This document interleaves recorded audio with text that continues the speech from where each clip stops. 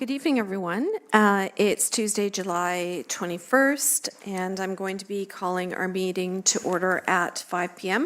We're going to start with a land acknowledgement. The municipality of Port Hope exists on the lands of the Mississauga, Anishinaabe traditional territory covered by the Williams Treaties. We honor and recognize First Peoples as rights holders and stewards of the lands and waters on which we have the privilege to live, work, and play, including the Ganaraska Forest and River. We pay respect to elders past, present, and emerging. We commit to actions towards truth and reconciliation by recognizing the United Nations Declaration on the Rights of Indigenous Peoples, strengthening ties with First Nations, Métis, and Inuit peoples, especially those who make their home in Port Hope, and learning from Indigenous ways of knowing and being. We do so by recognizing the past and working towards a shared future. Are there any disclosures of pecuniary interest around the table? Seeing none. Today we will be proceeding into closed session in accordance with the Municipal Act to address items pertaining to litigation or potential litigation, including matters before administrative tribunals affecting the municipality or local board, Section 239(2)E, and that is subject to solicitor-client privilege, including communications necessary for that purpose, Section 239(2)F. This is in regards to 121 Cavan Street. Can I get a mover and seconder to proceed into close? Moved by Councillor Darrell, seconded by Councillor Less. All in favor? And that is passed. We will now be going into closed session. And of course, as we do always, we will provide a rise and report publicly at the open council meeting. Thank you.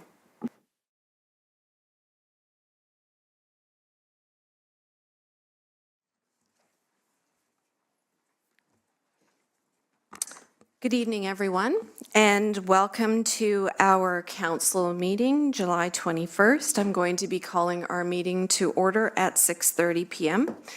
Before we begin, I would like to provide a few friendly reminders. Assisted listening devices are available for anyone who may need them during tonight's meeting. Please see the deputy clerk who can help you sign one out and get set up. We kindly ask that all devices be returned at the end of the meeting or before you leave so that they can be collected and made available for future use. Please also note that the washrooms are located down the hall to the left, and in the event of an emergency, residents are asked to exit in an orderly fashion using the stairs located outside of council chambers. Should the staircase be unavailable, residents are asked to proceed down the fire escape located at the back of council chambers, and if assistance is required, please see staff. We're going to start with a moment of silent reflection.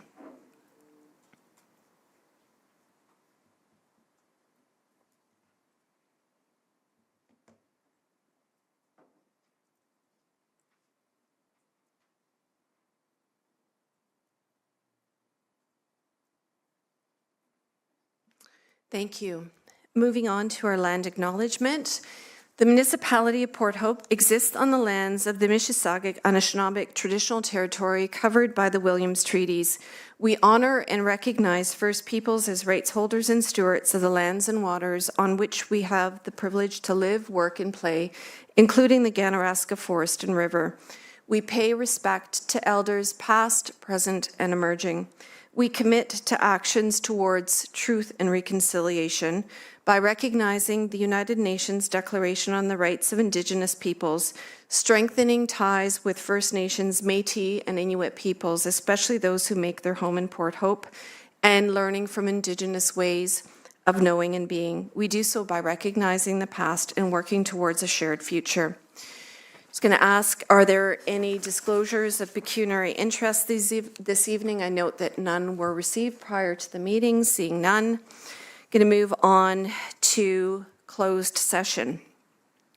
Earlier today, Council passed a motion to proceed into a closed session at 5 p.m. to consider business as permitted under the Municipal Act and as listed on today's agenda. This motion was passed in a public session, streamed live, and was in accordance with our closed meeting policy. In the continuing interest of transparency, I can report at this open meeting the outcomes from today's closed session. Council approved the closed session minutes from July 15th, 2026. This was the last time Council met in closed session. Council also received a confidential staff report related to proposed litigation or potential litigation, including matters before administrative tribunals affecting the municipality or local board, Section 239(2)E, and that is subject to solicitor-client privilege, including communications necessary for that purpose, Section 239(2)F. This is regarding the property located at 121 Cavan Street. The motion from closed session that we are daylighting is as follows. That Council receive confidential report, LLS 2926, for information, and that Council authorize staff to proceed with remediation works at 121 Cavan Street immediately following the expiry of the order to remedy in accordance with the municipality's procurement policy and property standards bylaw, and that staff be directed to communicate publicly with respect to the remediation of the property upon completion of the procurement process. That staff provide an update on the status of the investigation at the August 11th council meeting, as well as any remediation details that have been finalized, and that in line with municipal bylaws and policies, any costs associated with the remediation of the property be added to the property owner's tax bill. And I just want to reiterate, as an update, Director Williams did report to us when the fire did occur at Cavan Street that an investigation is underway, and as soon as we have more information on that investigation, that will be shared with the public. Moving on to our next agenda item, announcements. Yes. Okay, we will move. Yes, we will definitely need to move and second this in open. So can I get a mover for that? Deputy Mayor, seconded by Councillor Clare. All in favor? And that is passed. Moving on now to announcements, updates, and recognitions. We're going to start with an important recognition of Rod Stewart, who has received the Order of Canada.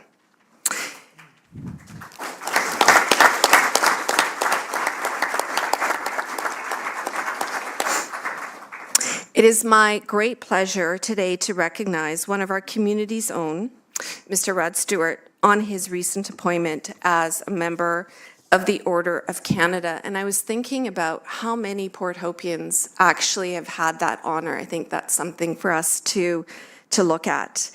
This prestigious recognition celebrates Rod's contributions to architectural plaster conservation, a field in which he is recognized as a leading expert across North America. Through his innovation, craftsmanship, and dedication to preserving historic buildings, his work has helped protect irreplaceable pieces of our architectural heritage for future generations. Of course, his accomplishments would not have been possible without the steady help and contribution of his talented wife, Masumi Suzuki. Alas, the award cannot be shared. As residents of Port Hope, we are especially proud that this power couple, who has made such a significant impact nationally and internationally, has also helped shape and preserve the heritage of our own community. Through their work to conserve local landmarks, including the Capitol Theatre, Wesleyville Church, and the historic Opera House currently undergoing restoration, and many other heritage buildings, Rod and Masumi, and I'm not sure what the equation is there, have played an important role in preserving the character and history that make Port Hope so special. Rod's appointment reminds us the extraordinary achievements often begin in our own communities. His passion, expertise, and commitment to conservation serve as an inspiration to others and exemplify the excellence recognized by the Order of Canada. Rod, congratulations on this well-deserved honor. We're incredibly proud of your accomplishments and grateful for all that you've done to preserve our shared heritage and for all that you will do in the future as well. Congratulations to Rod Stewart, member of the Order of Canada.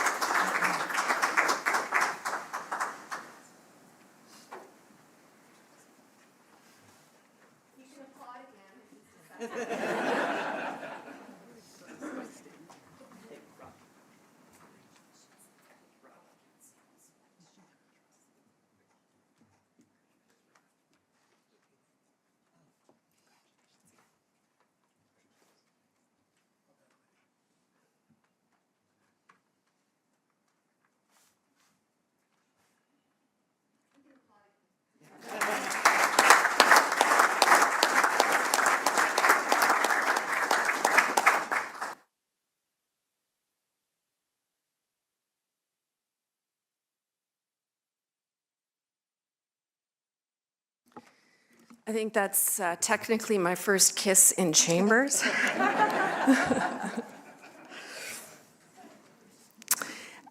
Moving on to the next item around our new director, I would like to extend a very warm welcome to Cynthia Islam.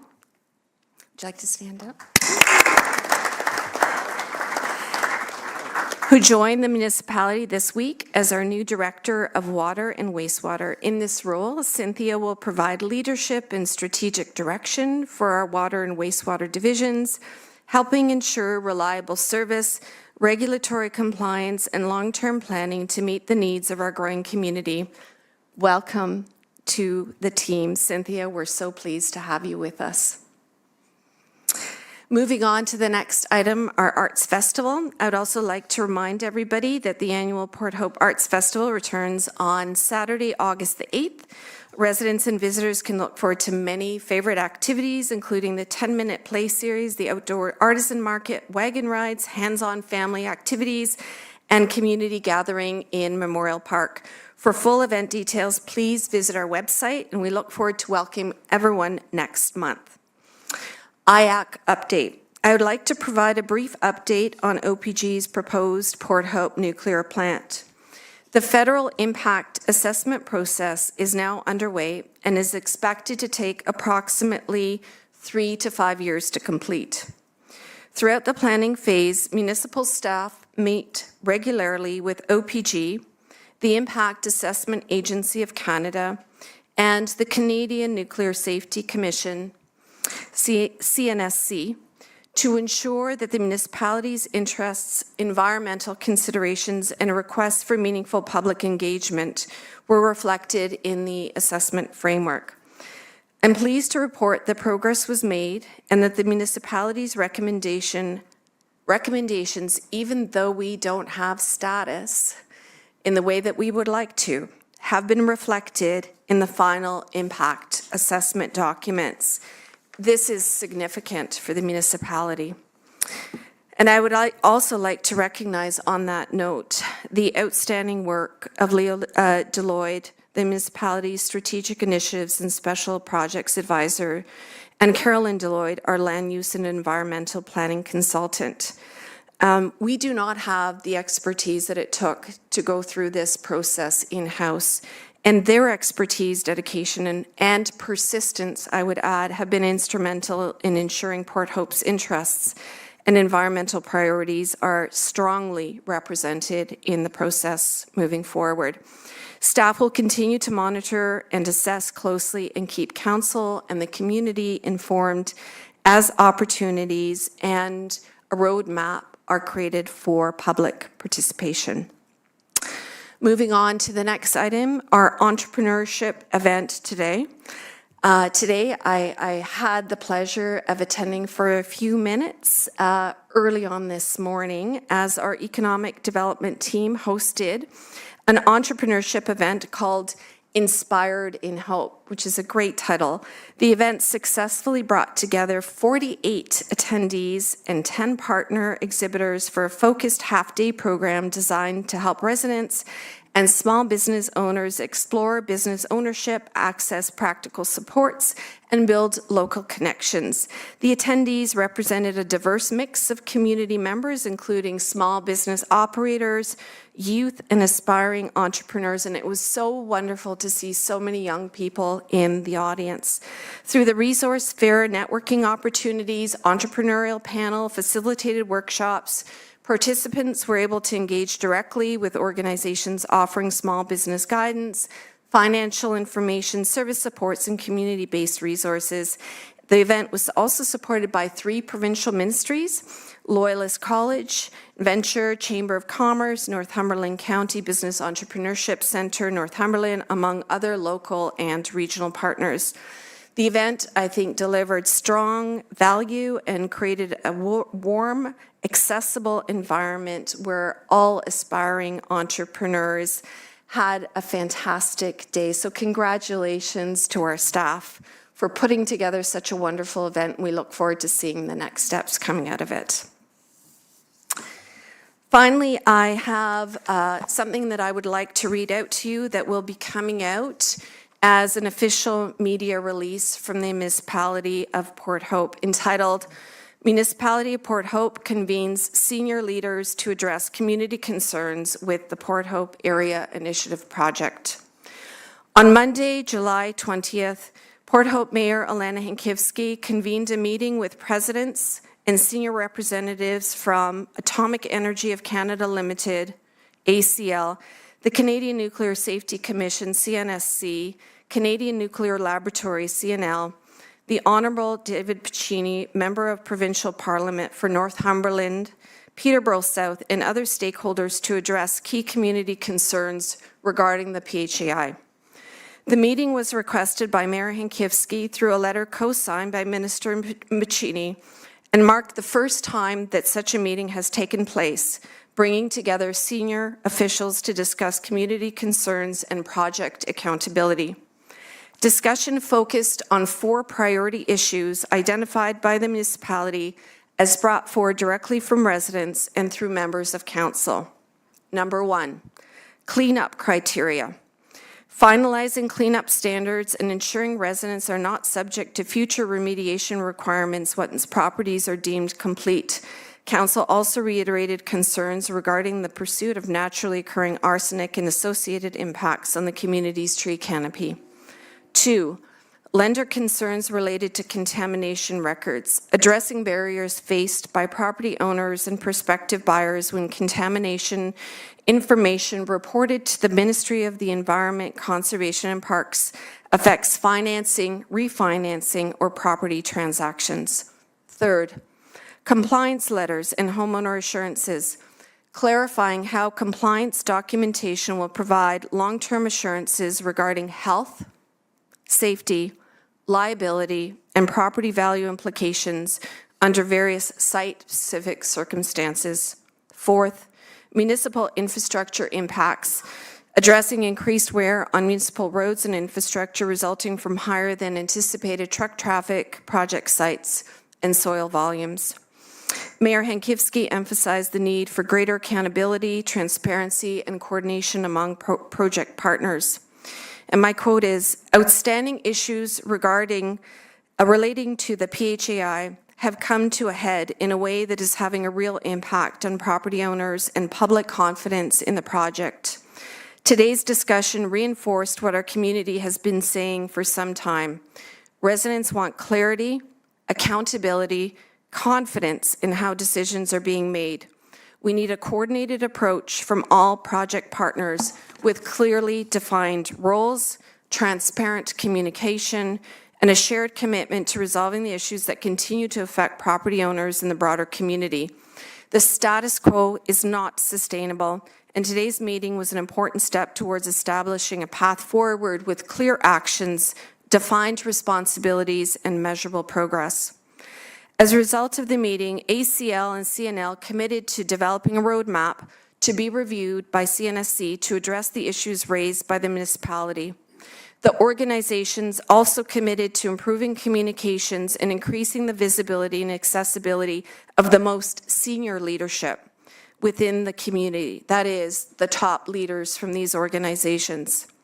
In addition, they agreed to enhance direct engagement with Council through future delegations to provide greater clarity on governance structures, decision-making processes, and project updates. Further, Mayor Hankivsky and Chief Administrative Officer Mike Melanishin advocated for a legacy fund to recognize the long-term impacts of the project on the municipality of Port Hope. The municipality looks forward to continued engagement with senior leaders and government officials to advance the solutions discussed and ensure that community concerns remain at the forefront of decision-making. Today's meeting represents an important first step towards restoring public confidence, strengthening accountability, and delivering the successful conclusion to one of the most complex and large-scale environmental remediation projects in Canadian history. That media release has now gone out. Now I'm going to pass it over to the clerk for some brief election updates. Thank you very much, Madam Mayor. Good evening, members of council, members of the public. The clerk's office has been actively working on preparations for the 2026 municipal and school board election. We want to share some very important reminders today. The nomination period closes at 2 p.m. on Friday, August 21st. Anyone who is interested in filing nomination papers to run in the municipal or school board election is encouraged to book an appointment with the clerk's office by emailing clerk@porthope.ca. Electors who are planning on voting or are thinking about voting in the upcoming municipal and school board election are also reminded to ensure that their voter information is accurate and is up to date. This includes your school support information. Until August 12th, updates can be made through Election Ontario, who is responsible for the voters list. It can be made through their portal at registertovoteon.ca. Registertovoteon.ca. All of this information is available on our website as well, which is porthopevotes.ca. So if you go on that website, all of the reminders and information that I'm providing today is available. I also want to share with members of the public, those of you who are interested to see who has already filed their nomination papers for the upcoming election, you could go to porthopevotes.ca and go under information for voters. That information is available, everyone who has filed their nomination papers. I also want to remind members of the public that we will be having a Meet the Candidate webpage that will provide more information about the candidates who are running in the school board and the municipal election, and that's going to be available in early September. Thank you very much, Madam Mayor. Thank you to the clerk. Do any members of council have any updates that they would like to share this evening? Seeing none, we'll move on to also another highlight of always our council meetings, and that is our report from our youth councillors. And now welcome our youth councillor that is in attendance this evening, Leah Ferguson, to present us with a report. And I note that our other councillor, Emily, is away and sends her regrets. So welcome. Thank you. Good evening, Madam Mayor and Council. Since our last meeting, I attended the Port Hope Canada Day fireworks celebration. The show was excellent and well put together. It was a welcoming and safe environment. Thank you to the municipality for putting on the show. I attended the Youth Parks and Trails information session, where I had a chance to learn more about Port Hope's parks and trails, and how they can be a resource to the youth. I also got a chance to share some thoughts and ideas of how there's opportunity for improvement in parks and trails. Coming up, make sure to check out the movies in the park that are hosted at Memorial Park every 2 weeks. Make sure to check out the Port Hope Municipality of Port Hope website for more information. Coming up, August is Arts Month, where Port Hope will be celebrating its deep-rooted arts community. With community-wide creativity, open workshops, and on August 8th is the Signature Arts Festival. Downtown Port Hope will become a vibrant cultural hub featuring 10-minute plays and a market with over 40 vendors, live music, and an interactive art gallery. In review of tonight's agenda, I note the review of ARUs, which will allow for construction of additional buildings on properties. And in reflection of recent housing prices, this could be an important change for youth who are getting to the age of getting their own house, who may not be able to afford their own property. Thank you for your time. Thank you for that report, and I'll turn it over to council members for any questions or comments for you. Councillor Adam. Thank you, and thank you for being as involved as you are. You know, we see that over and over, but you talked about coming to the Canada Day festivities, and you came to the fireworks. I had noticed that you weren't part of the parade with us, and I'd like to formally apologize for that, as we didn't get the invite to you to come with council, and I do apologize for that. So I'll make sure that next time we have you there for it. Thank you very much. Thank you again very much for your presentation, and I think the entire council echoes the Deputy Mayor's personal apology to you and to Emily for that oversight. Thank you very much. Thank you. Moving on to the next agenda item this evening, delegations. It's now time for our delegations, and we have 4 on the agenda tonight.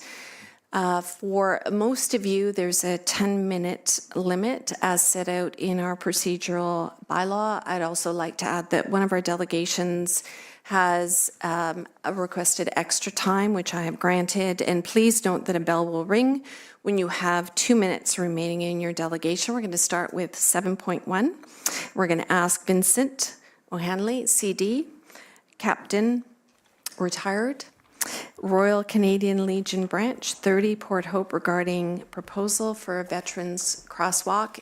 Welcome, a warm welcome, Vincent. Thank you very much. Your Worship, Chairperson, Council members, ladies and gentlemen, thank you for allowing me to speak on behalf of the Legion Branch 30 and its supporting members.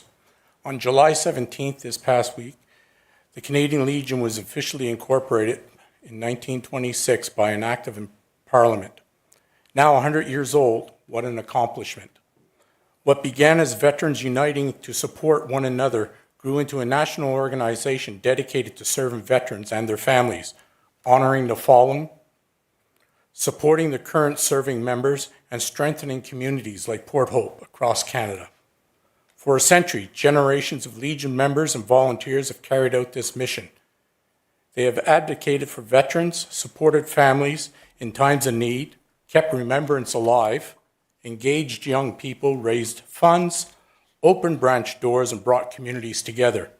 Today, we would like to continue with this support with a Veterans Commemorative Community Crosswalk in the municipality of Port Hope.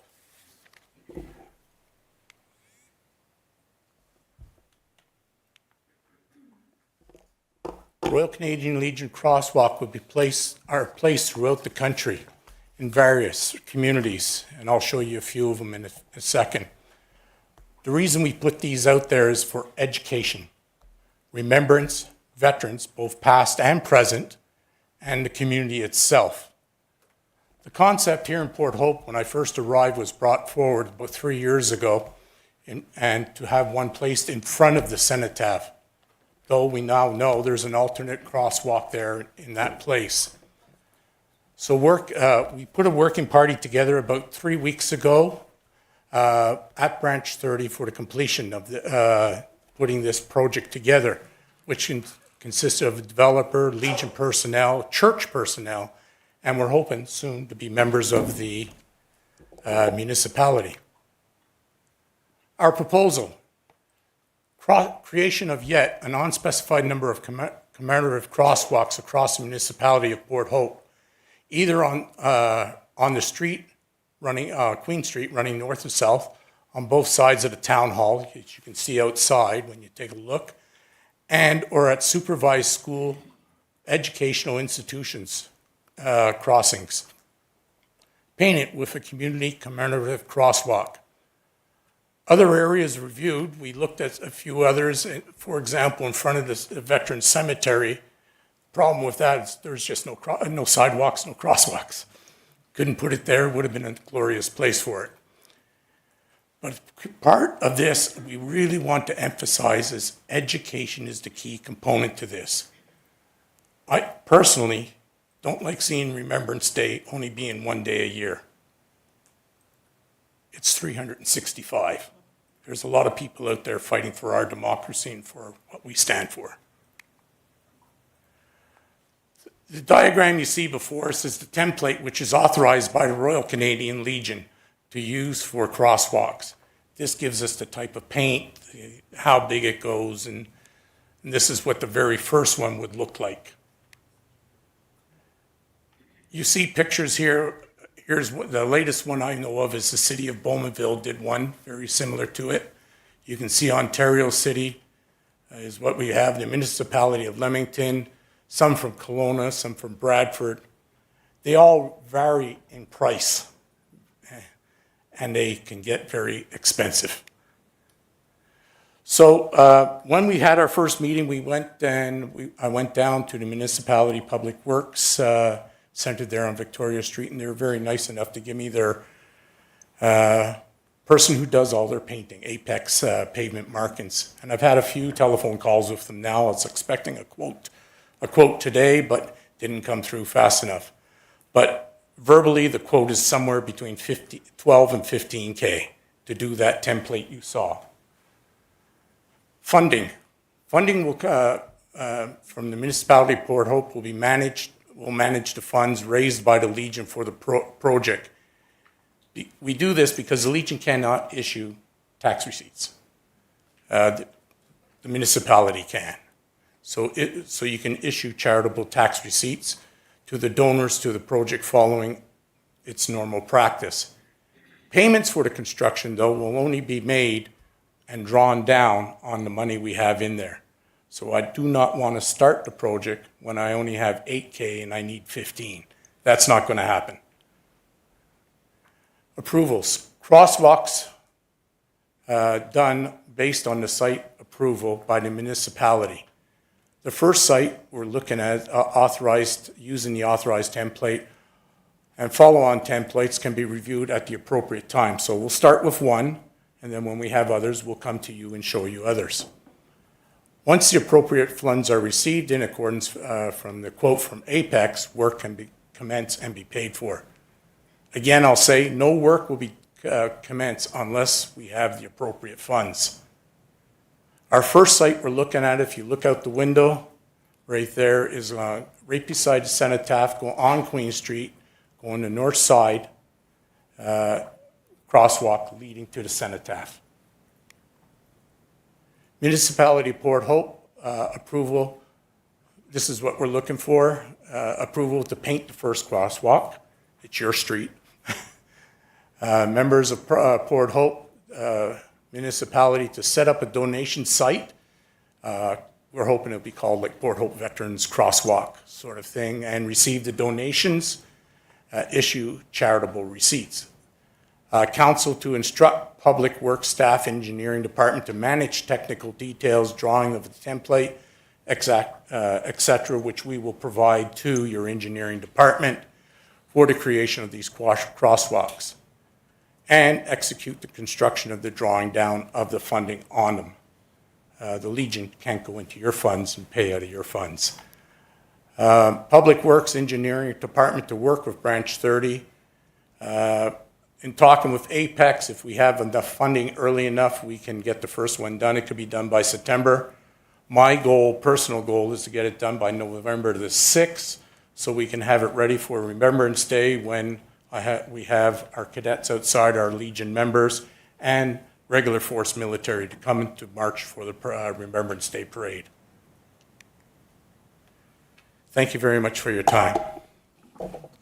Thank you very much, Vincent, and don't go anywhere because there will be some, there may be some questions and Fire away. comments from council. We very much appreciate you coming here, very much appreciate the roadmap that you have set out, and I'm curious to get comments and questions from my colleagues around the table.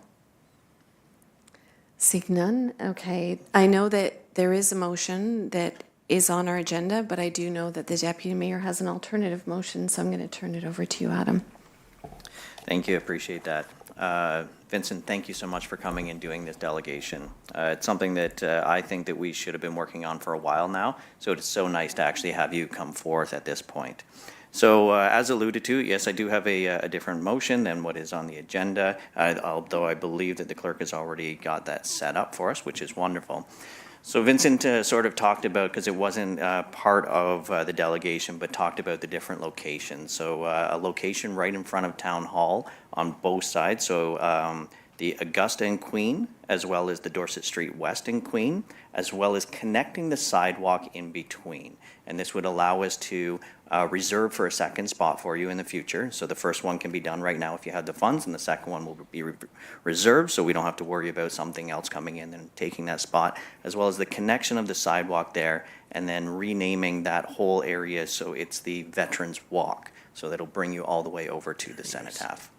So I do have a motion all set up, and the clerk has it up on the screen. I'll give everybody the opportunity to read that.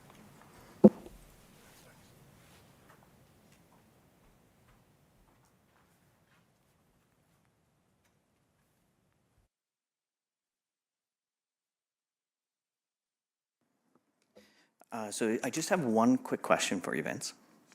So when it comes to, if you're okay with all this, the designated area between the crosswalks as the Veterans Walk, is that the right wording, or would you prefer the Veterans Walk to Remember?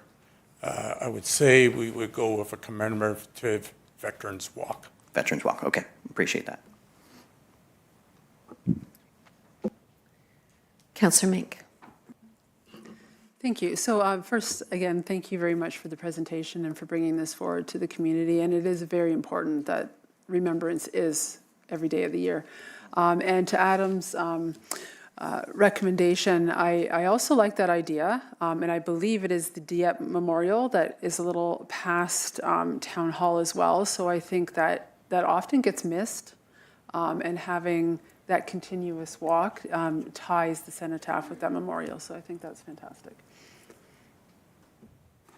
Okay, we have a very compelling motion in front of us that's moved by the Deputy Mayor, who would like to second the motion. Councillor Less, all in favour? And that is passed unanimously. Thank you very much for being here. Thank you all.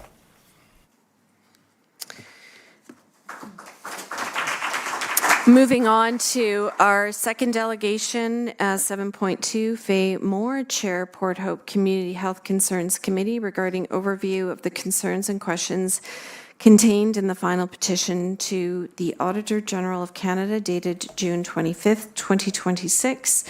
And this is the delegation that has been granted 5 additional minutes. Thank you very much, Madam Mayor, members of council, staff, members of the public. I'm pleased to present this evening on behalf of the committee. We presented in May at a council meeting a draft of the petition to the Auditor General of Canada, and it is focused on nuclear issues in Port Hope, past, present, and future, that we have been aware of for many, many years and worked on for many years, and feel that it needed to go to senior levels of government to get attention. We asked at the time if there were any errors in our understanding from either CNL or the municipality to let us know, to correct our draft, and we did not receive anything. So the final petition has gone, and it has gone to the leadership in government for follow-up. I would like to say off the start that we would invite Scott Cameron to come to a public meeting in October that we will be hosting to talk about remediation issues in a Q&A forum, and we would look forward to having communication with him on that.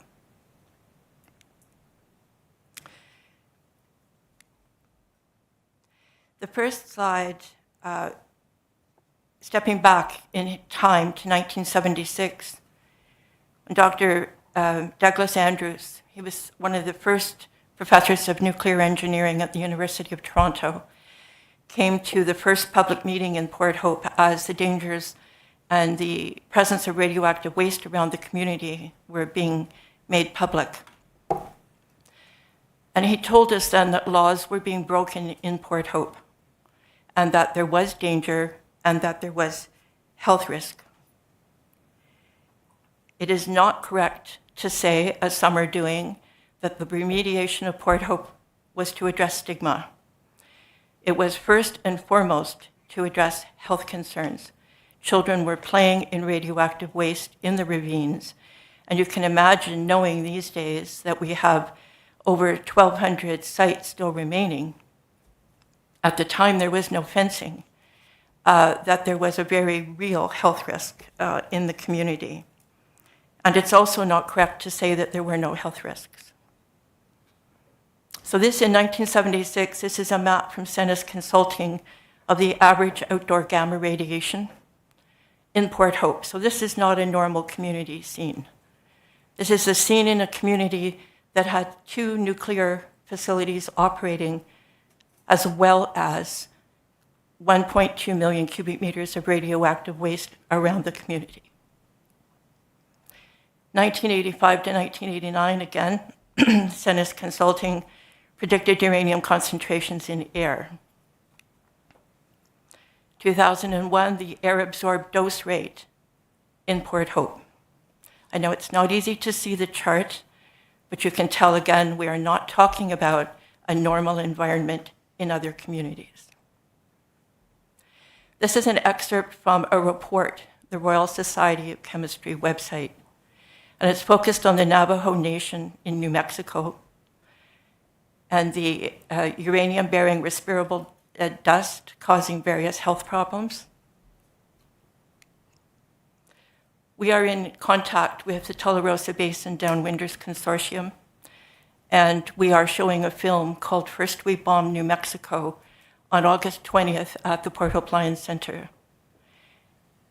This is a community that was ignored in the radiation exposure compensation program established by the US government, which is compensating a number of states that were downwind of the atomic tests. They have now been included due to the efforts of the community and legislators who have taken up the cause. Now, there were several health studies done of Port Hope, 1997, 2000, 2002, statistical work done by Health Canada, and this is the data. And it was very concerning, and it showed significantly elevated rates of disease in Port Hope in different time periods for children, for men and women. And an epidemiologist was paid by the regulator to do a peer review at our request. And these were some of his findings. His reports are on our website, porthopehealthconcerns.com. But he was saying there needed to be follow-up done. There needed to be follow-up investigation done, that the data was indicative of problems being in Port Hope from the environment. Another reason why there is a petition has to do with where we are at with special circumstances. We look back at Mayor Linda Thompson 2007 letter to Director Peter Brown from Natural Resources Canada. There was a strong emphasis on municipal involvement in every application of special circumstances, including private property, and that it was to be done sparingly. Yes, there were going to be circumstances where it was justified, but it needed to be done in collaboration and minimally. As recently as 2022, the municipality made a presentation at the CNL licensing and expressed concern that it was being applied too frequently. Too many properties were being exempted. Another concern we have is the proposal to change the arsenic criteria. It is one of 4 signature contaminants of potential concern called COPCs for the investigation going back 20 years. Since 2017, roughly, CNL has wanted to change it as they began the private property remediations, and they saw pretty quickly that there was a great deal more volume than they expected at the sites. And at the hearing, one official expressed that there is 300% more volume at some locations than they expected. Our understanding is Health Canada has not agreed to change the arsenic. We have not been able to get access to their analysis and their report.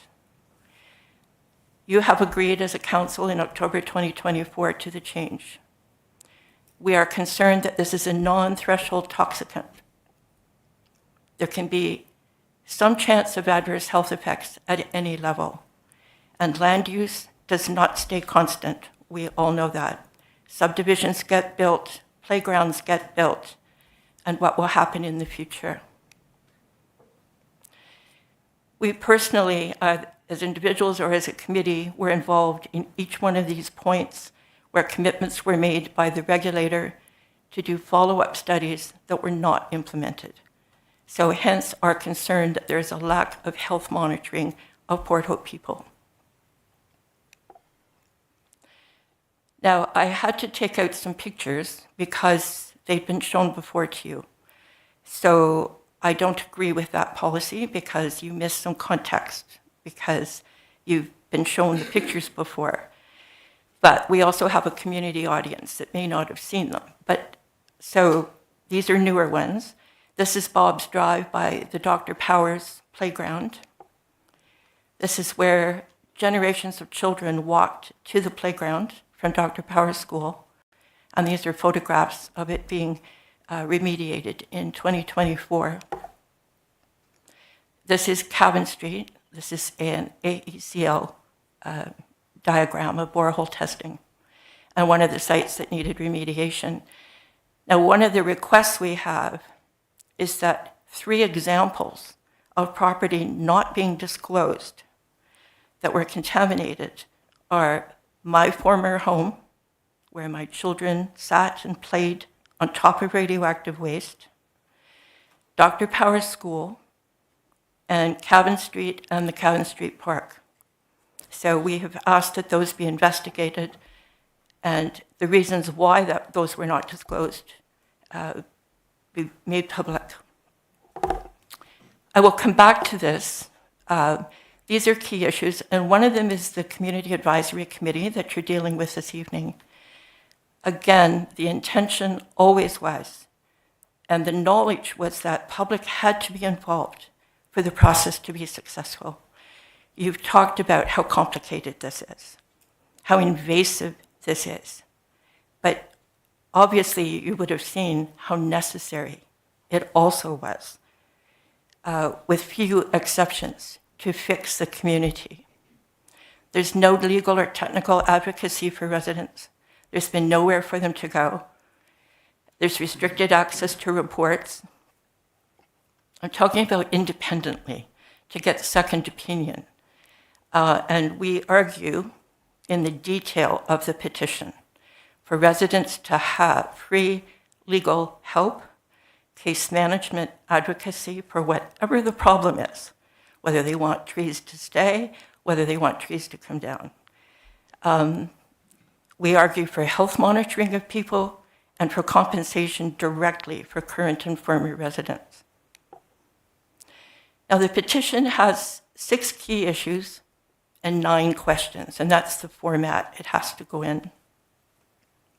So the first I've mentioned about the proactive disclosure of contaminated public use properties. Now, the reason why former private property was not disclosed was it was said it was a neighbor's property, which was municipal frontage. And that policy was taken to the CNSC and challenged as not being appropriate, right?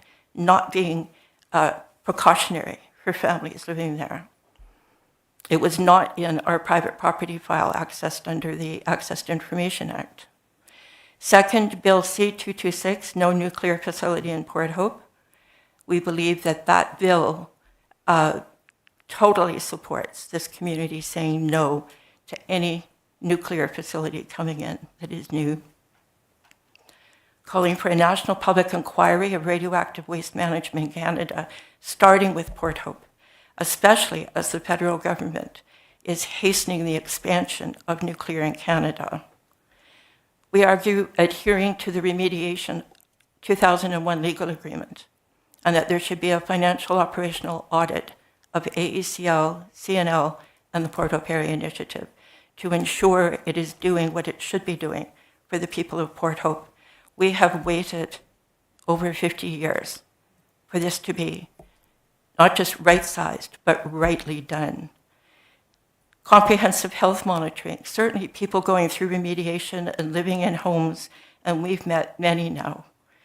There is no monitoring, no questioning. There's no reason why they shouldn't be wearing dosimeters.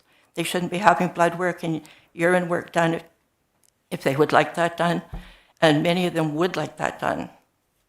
And there should be compensation for current and former Port Hope families. So these are the questions.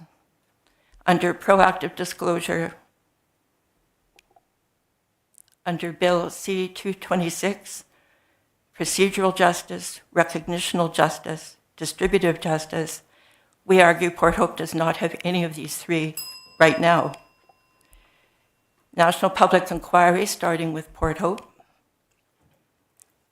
The comprehensive audit that we need a resident-based community advisory committee, legal and case management advocacy, compensation for residents, health monitoring,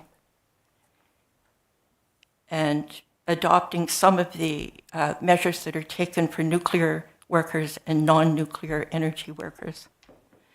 Federal compensation, to date, more than $30 billion has been paid out in the U.S. to community downwinders, energy employees, because under two pieces of legislation, because of their exposure to ionizing radiation due to the nuclear industry. And we argue that the bill supports all of our requests in the petition. So we look forward to hearing back from the leaders of those ministries. Thank you. Thank you, Faye, for being here this evening. And I think before I turn it over to colleagues for questions or comments about this delegation, I do have a question for you, and that is, what is your position on the CNSC? What is your opinion of the CNSC? It has been an abysmal failure for Port Hope. And the idea of them being solely responsible for environmental assessments, which is the direction, and we are about to send in our input tomorrow, which is the deadline on that proposal, is a wrong direction. For them to have that sort of control, one of the reasons it appears that there has not been proper health investigations done are concerns about liability. The federal regulator has been in charge of allowing situations to continue in Port Hope.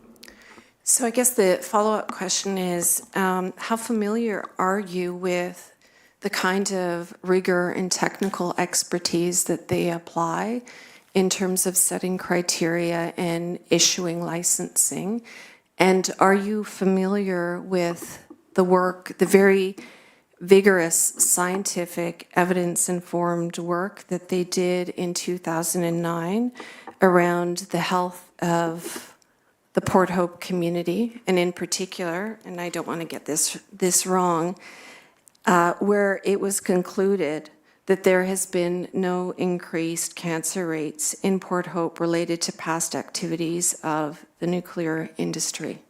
So are you dismissing our country's leading scientific regulation body, just for the record?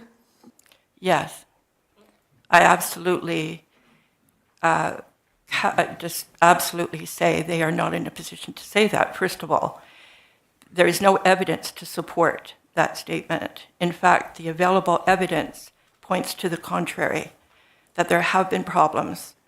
Their synthesis report did not do any new investigations. It took work that had been done and basically explained away problems that were emerging by saying, well, the doses weren't high enough. Well, look at the fact that they don't know what the doses are. Children went to Dr. Power's school. My children played on contaminated property. They have no idea. Every dose is individual. So to make a categorical statement, and I know they do that, and I hear that all the time, and I'm frankly disgusted by it, because they do not have the evidence to support that claim. And if you watched a movie that told our story and had a regulator come and say the things they say, you would be appalled. But we're so used to having that fed to us, and you saw the diagrams of the gamma exposure and the uranium in the air in Port Hope. This is not a normal environment, and yet they want us to believe no one ever got injured from it. It's not credible at all. And yes, I am very familiar with the work they do. I've been at this intensely for 30 years. And before that, moderately, but staying informed, going to the hearings. I've read the material, And I find the work very superficial, not precautionary, and not independent. And there are lots of people who disagree with what they say, who are qualified experts, and they are dismissed. And I'm happy to come to any meeting you have with them and have a discussion. Thank you. Any other questions or comments from around the table?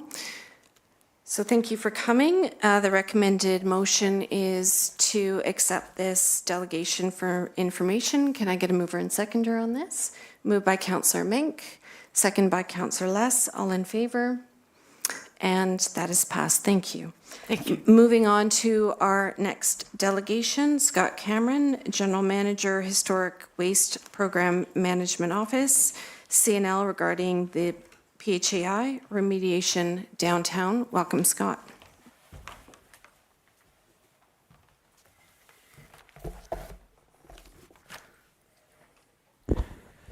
Good evening, Mayor, Council. Actually, before I do start, thank you. Both my grandfathers fought in World War II.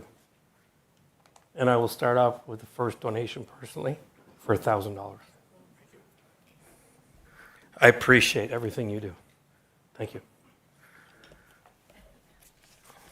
Good evening, Mayor. I'd like to take the opportunity to give a regular scheduled update on the Port Hope Area Initiative and our project. I do want to start off with our land acknowledgement. I'd like to take this opportunity to acknowledge that the Port Hope Area Initiative is situated on traditional and treaty lands of the Williams Treaties First Nation. More specifically, the Gunshot Treaty, negotiated between the Crown and the Mississauga Nations in the 1780s, and represented today by the Williams Treaties First Nation. I also want to acknowledge these lands are home to the Indigenous people from across the province and Canada, and CNL is grateful to work on significant cultural lands. Tonight, I'm providing an update on the compliance letter feedback, an overview of the downtown core, and the revisit of remediation down there. I'm joined tonight by Bill Daly, who will give an update on advances we made on my portal for Port Hope Area Initiative and our final stage of characterization.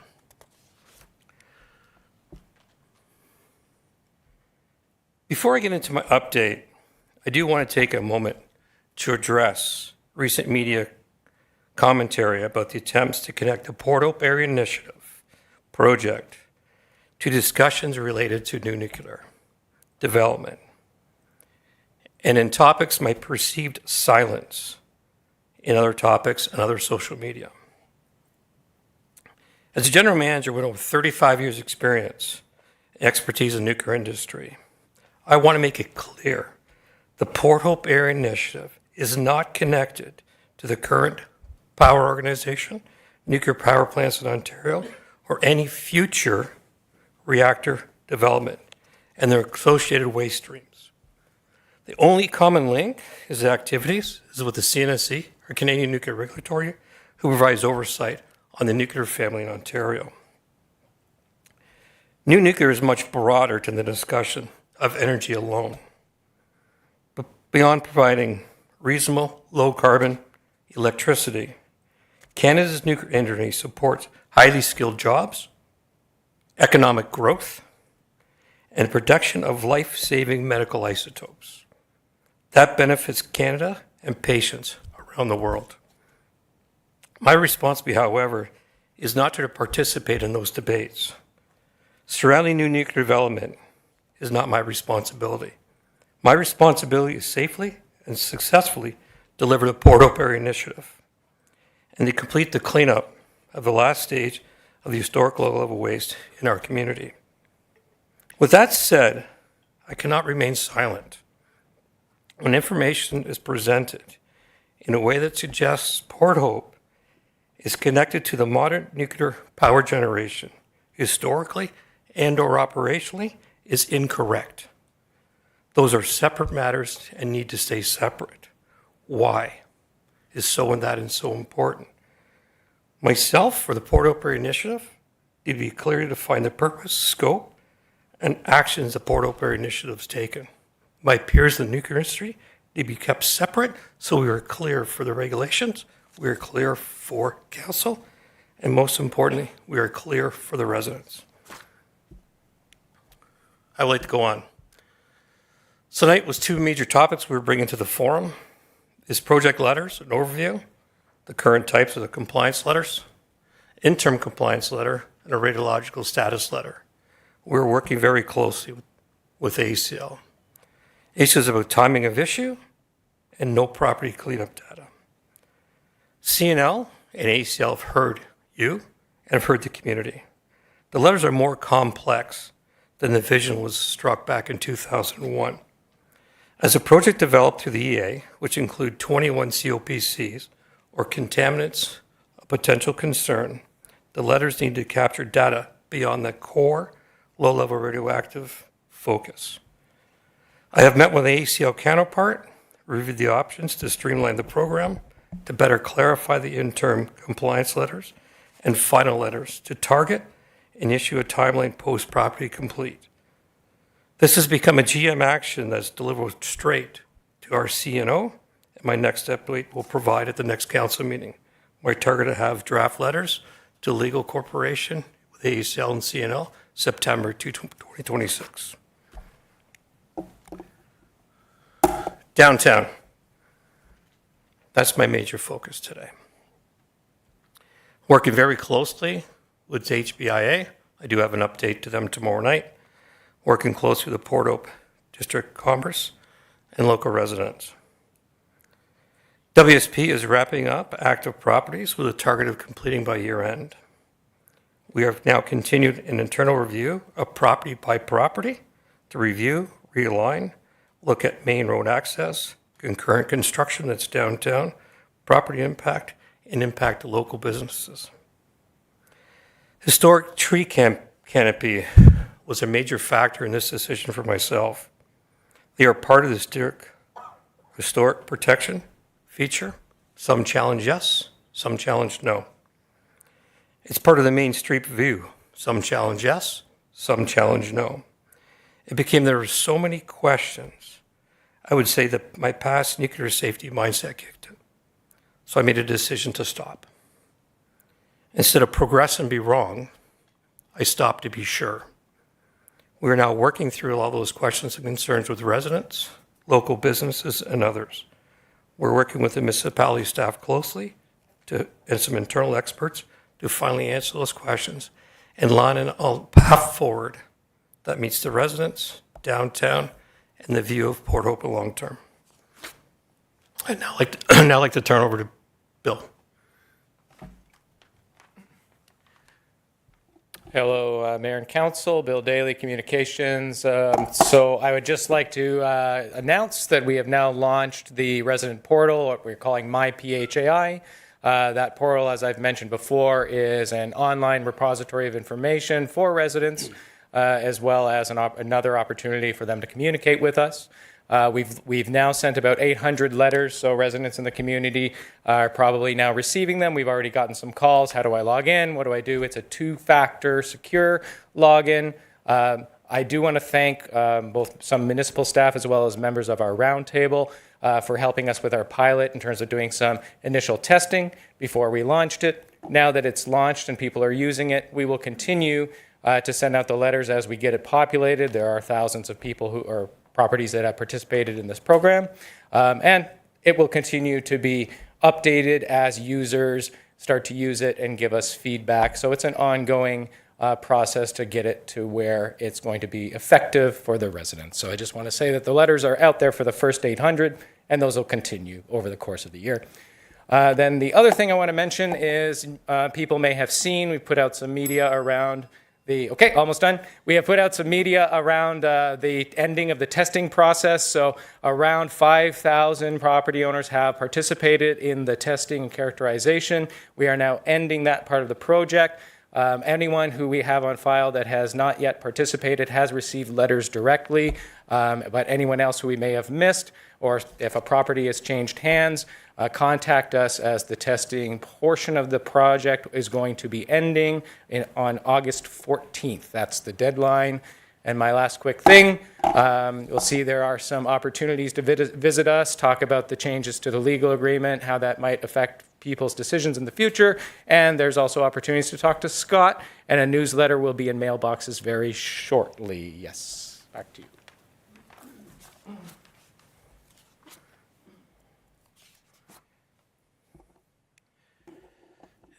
In closing, I want to end where I started.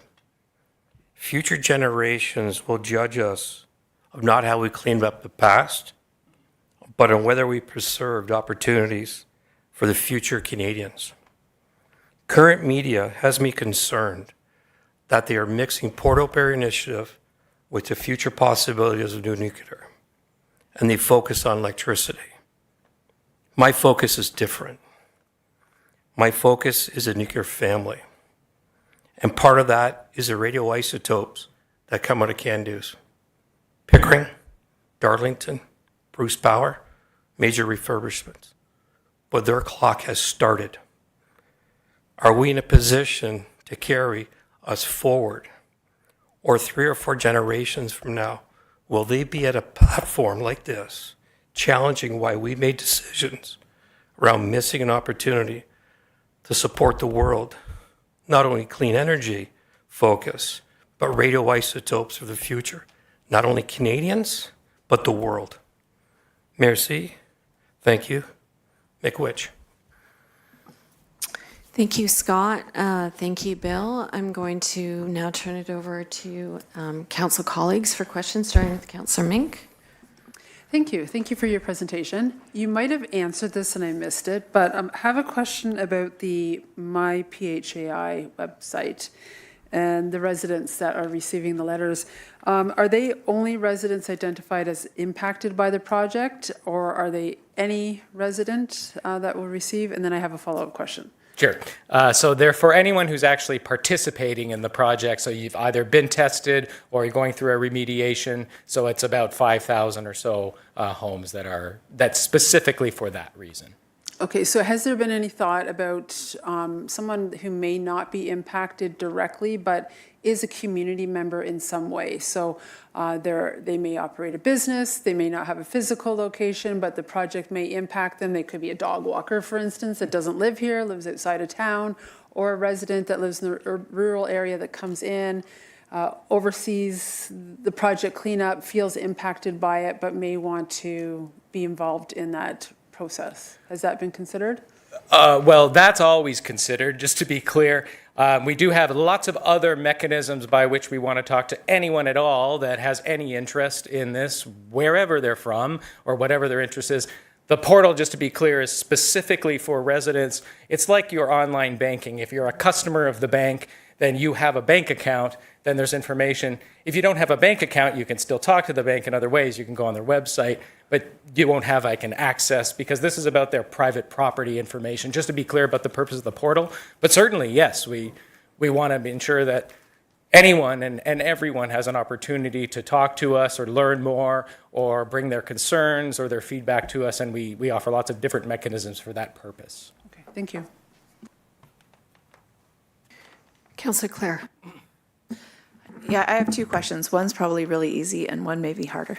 The first is, if you could just, because I actually don't know the answer to this, what was the date at which residents were first invited to sign up to have their properties tested? I'm kind of just curious for the length of time that people have had to make that call to participate or not before August 14th. Oh, that's Bill's. And the harder one, I'll just give them to you both. The harder one is, I'm curious to know what your thoughts are within CNL about the question that was alluded to in the previous delegation about property owners accessing information about the testing that was done on what is municipal property. I'm not talking about private neighbors, but municipal property that they consider to be part of their property, like portions of their front yard and et cetera. Great, thank you. So, yep, I can. The first one, the campaign to start the testing of property started in 2012. So that what happened, we did an initial campaign trying to get about 5,000 properties involved, and of course the testing takes years. And then through that process, what has happened is some people have changed hands, properties have sold, and then new people have come in, and so we've continued a process that our process is triggered when we realize the property changes hands. We'll go out and try to get consent from them to start the process. Most everyone that we contacted did sign up for the testing in that process. There was about 100 or so that we could never get a hold of, but that's after literally 40 to 50 attempts over the years to get a hold of them directly in different ways. And so now we've sent letters to about that number of people that still haven't contacted us, saying essentially it's your last chance because we're ending the program. And then the second question around things like municipal frontages and things like that, where they're abutting property lines. So actually that came before the commission years ago. And to Faye's point earlier, we actually made a concession at the time with the municipality where we fast-tracked a process. So if anyone would like information that we have data on, say, for example, a road that's in front of your house, we have a fast-track process that doesn't cost anything. Anyone can ask us. We will then review the data, we'll send it to the municipality for concurrence, and then we will release the data to anyone who wants it. Councillor Attridge. Thank you. My questions are related to the letter as well. Yep. So recognizing that, there's a deadline to get tested, if someone decides or opts out of it and they sell their property down the road, whoever purchases it would like it tested, what happens at that point? Well, that's I would say, last chance letters have gone out. Those property owners will have to disclose that they've opted out after 3, 4, 5, 6, 7 years. They have the last chance letters have gone out. Once that is done and our characterization is completed, that contractor will end his contract and be demobilized. So there's very little chance in 3, 5, 7 years for a person to not back out. What is available is a construction monitoring program.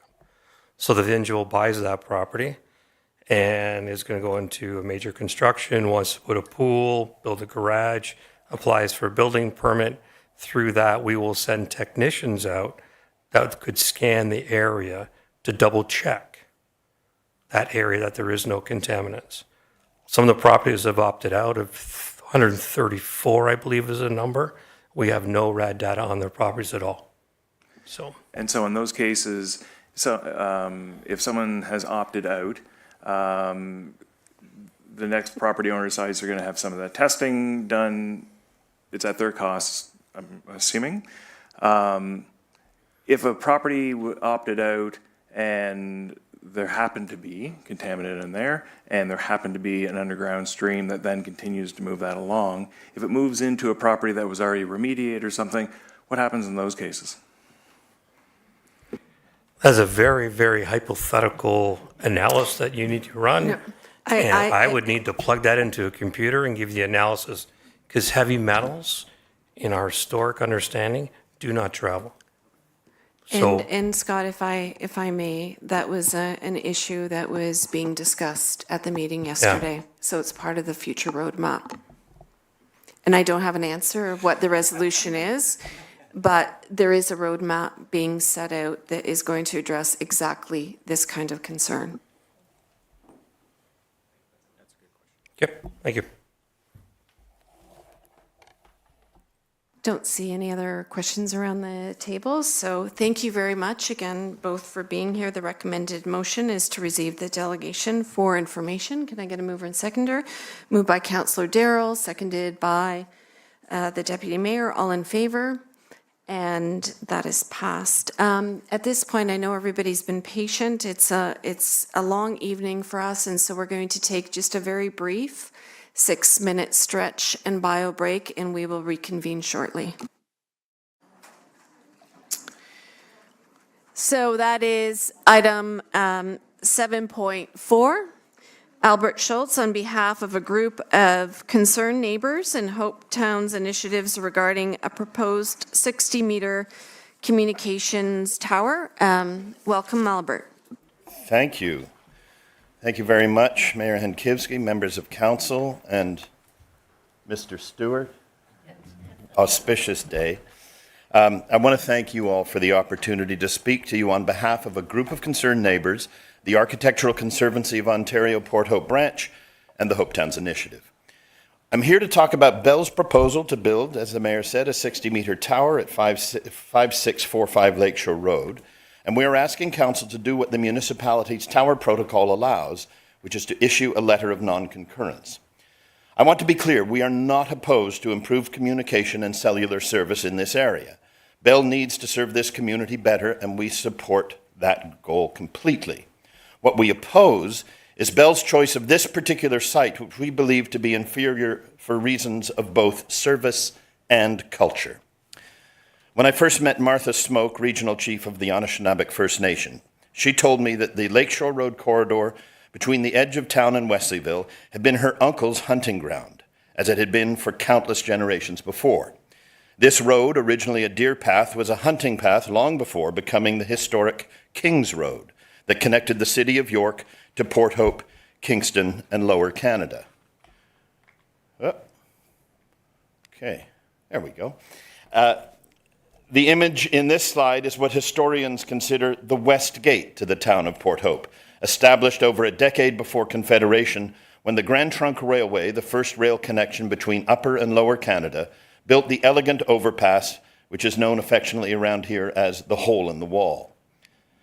The journey into Port Hope along the Lakeshore Road and through the West Gate is one of Ontario's finest and most loved country drives, traversing a unique landscape dotted with heritage houses and barns and biodiverse agricultural grasslands. The Hole in the Wall is arguably even more magical when heading out of town, where it acts as a kind of proscenium arch that frames the transition from town to country. And it is right here that Bell is suggesting we welcome visitors as they come into our town, or bid them farewell as they leave. This defining landmark is a public gateway, and comparable Ontario protocols, the town of Aurora's, for example, explicitly direct proponents to avoid areas of topographical prominence and locations in the vicinity of prominent cultural landmarks and cultural views and vistas. This matters because of how this municipality defines what makes Port Hope Port Hope. Council's own materials call this a remarkably picturesque community located on the shore of Lake Ontario, with more than 200 designated heritage properties and 2 heritage conservation districts. They ask us to celebrate the Lake Ontario shoreline as a character-defining feature of this place. And so the Lakeshore Road and the Hole in the Wall are part of the same lake-facing identity that this council rightly has already committed to protect. So now let's talk about the effect of this tower on residents.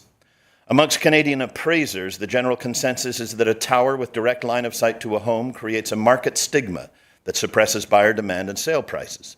International studies have found that properties near towers experienced value drops of up to 21%. Now, Bell, in their misleading community information package, states that there are no homes within 360 meters of the proposed location. This came as quite a surprise to the 7 neighbors shown in this image who are well within this measure, including Sharon Pickering's family, who, at 195 meters away, could have her beautiful lake view on the right impacted, as you see. In addition to these 7 families, there are an additional 19 homes in the surrounding rural area who will be affected. In the Penryn development, there are 71 families who sold a house with an unimpeded view, families who were sold a house with an unimpeded view to the lake, and another 90 families whose skyline will be full of tower. The images in Bell's proposal are hugely misleading. So we have created images with proof points to show the actual impact as it will be. I want to note for the record that in the technically problem-ridden public meeting of July 8th, Bell suggested that the placement of a tower is always, quote, a balance between service and aesthetics. Well, the aesthetic impact is very easy to see, as you can see, but it seems that this site is also not a good choice for service. While the Bell representatives at that meeting were unable to answer fundamental technical questions, such as what is the range of the proposed cell tower service, Our group's own subsequent research clearly states that the height of a tower, the prominence of its location on a landscape, and its proximity to the largest customer base is crucial to its serviceability. We learn that a 60-meter tower has a radial line of sight horizon on the order of 30 to 35 kilometers based on standard tower height versus horizon distance calculations. For LTE 5G in rural suburban areas, typical usage ranges are around 3 to 8 kilometers. Now, for the purposes of this presentation, we are using a radius of 3.5 kilometers. So here is an image showing what the proposed tower coverage area would be. As you can see, fully 45% of the range would be useless except to passing houseboats and therefore not properly addressing the rural needs above. At 14 meters above lake level, this is as low a site as could possibly be chosen. For the sake of its cellular and internet customers, Bell needs to work harder to find a location that serves them better. And so we have identified 7 potential sites whose reach would better serve the west end of town, all future development proposed to the west, and a much more significant rural population. These sites, the average of those green sites that you see, are 57% higher than Bell's chosen site and provide 56% more rural coverage. So they are, I'm going to go back. Here we go. So those dots represent, first, Bell's own alternate sites along the Toronto Road corridor, which is actually over here, that each was rejected by Bell in one identical boilerplate sentence with no data for the public to see. And then the Fox Road Water Tower and Lands is the second. Innovation, Science and Economic Development Canada states that Bell must exhaust all efforts to find a position on existing infrastructure. And in June of this year, Council renewed Bell's agreement to keep operating equipment on the municipal water tower at this location. There is also an abundance of space on the same municipal property for a freestanding tower. Third, 3 different options at the north end of Balch Road, up here. Fourth, rural commercial land immediately south of 401 and east of Balch. Fifth, inland agricultural lands, one at Brand Road and one on Balch Road. It has also just come to my attention over the last few days that the owner of a land on Balch Road, a piece of land that would satisfy all of our issues and that has apparently already been approved for a tower, is eager to talk to Bell, but has not yet been spoken to. Every one of these options is a fit for within Bell's coverage radius, and none of them sit on the Lakeshore Vista. As well, none of them would have a negative impact on a family dwelling. So, oops, not that one, this one. There we go. Now, believe it or not, I am not a radio frequency engineer, and we don't have Bell's coverage models, but under ISED's own rules, we shouldn't need them. The burden is on Bell, the proponent, to prove no reasonable alternative exists in writing with real engineering data. Bell has not met that burden, and we are asking Council to say no to the proposed site until a better one is found for both service and aesthetics. This municipality's own official land acknowledgement, as we have heard, states that Port Hope exists on the territorial territory of the Anishinaabe covered by the Williams Treaties. The Lakeshore Road runs through this territory. Permanently altering this landscape at a gateway location on treaty land that the Council has already formally acknowledged is not a small or purely technical decision. Historical context must also be weighed. In closing, all of us support better cellular service in this area and its rural surrounds, and this is one of the reasons we support a better location for this tower.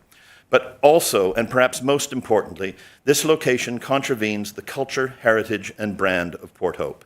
This liminal corner of Lakeshore Road is a defining, irreplaceable feature of this municipality's landscape, and Bell has not demonstrated that this exact spot is technically necessary to meet its network objective. This Council has issued a letter of non-concurrence for a tower before, and we are respectfully asking you to do the same here, to tell Bell and ISED that this municipality does not concur with the proposed site for reasons that make Port Hope, Port Hope. Thank you for your time. Thank you, Albert, for the presentation. Thank you for coming here with very compelling overview, and certainly Bell should be looking for alternatives, but that's my opinion. Questions and comments from around the table, from colleagues? Councillor Attridge.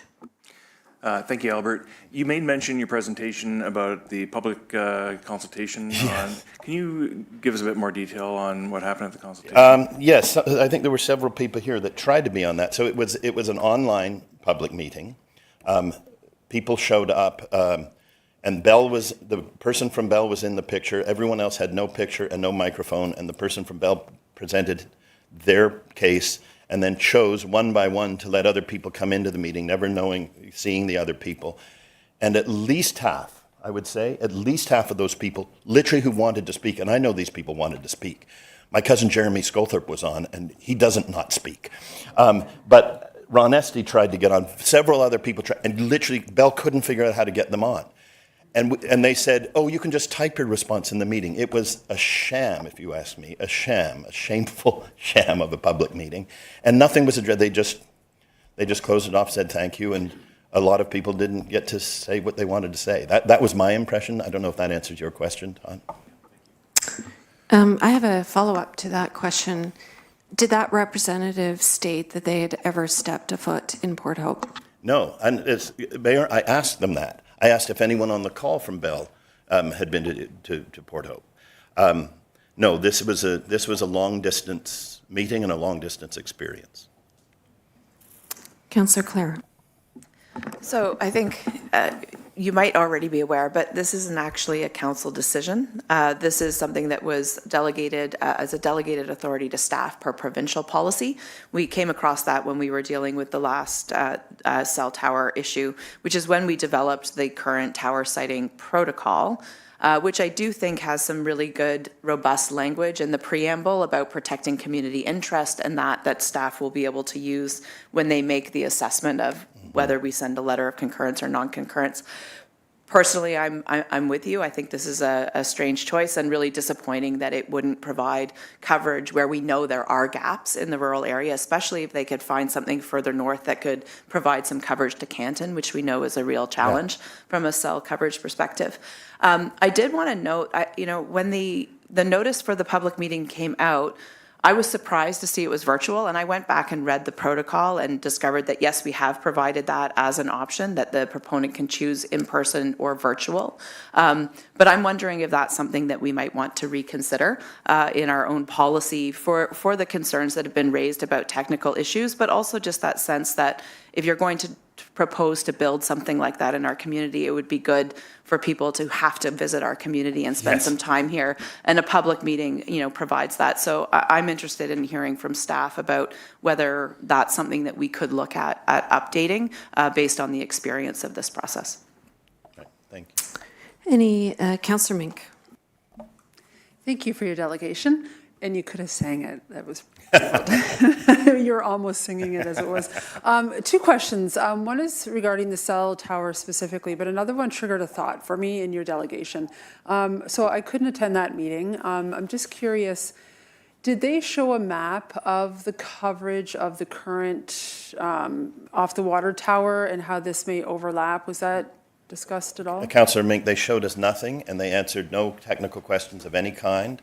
They would turn to he would turn to other faces that we couldn't see and say, do we have that information? And they never did. So no, we didn't see any of that. Okay, thank you. Now, my other topic is maybe a little off topic, but you presented it and it triggered a thought. You talked a lot about the hole in the wall or the West Gate. That's the first time I heard that mentioned that way. Is that something that should be protected or? Absolutely. I think there's a whole bunch of people behind me, including this member of the Order of Canada who believe passionately it would. I've heard many of you say it too. It absolutely should, as should I believe, and we believe, that whole Lakeshore corridor. It's unique to this community, and it should be preserved. Okay, thank you. And just on that point, the CAO and myself had a recent conversation with the Ministry of Transportation office exactly on this point. Oh, so that has been made clear to the province and to the Ministry of Transportation. Oh, that's wonderful, Mayor. Thank you. That's great to know. Any further questions or comments? Councillor Attridge? Thank you. More of a comment. When we're ready to make the motion, I have some alternate language I'd like to include. Okay, I think we're, Councillor Adam? Yeah, I'd just like to ask, I'd just like to ask staff, when it comes to giving the concurrence or non-concurrence, what are the different aspects that you go through on what is used for a non-concurrence?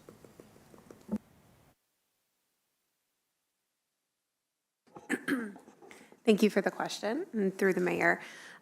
We would refer to the items outlined in the cell tower policy, our protocol, when determining concurrence or non-concurrence. So we do have a list of areas that should be avoided, for example, and a list of how the process should be followed. So those would be subject to review by staff, and ultimately we would be using those to inform concurrence or non-concurrence.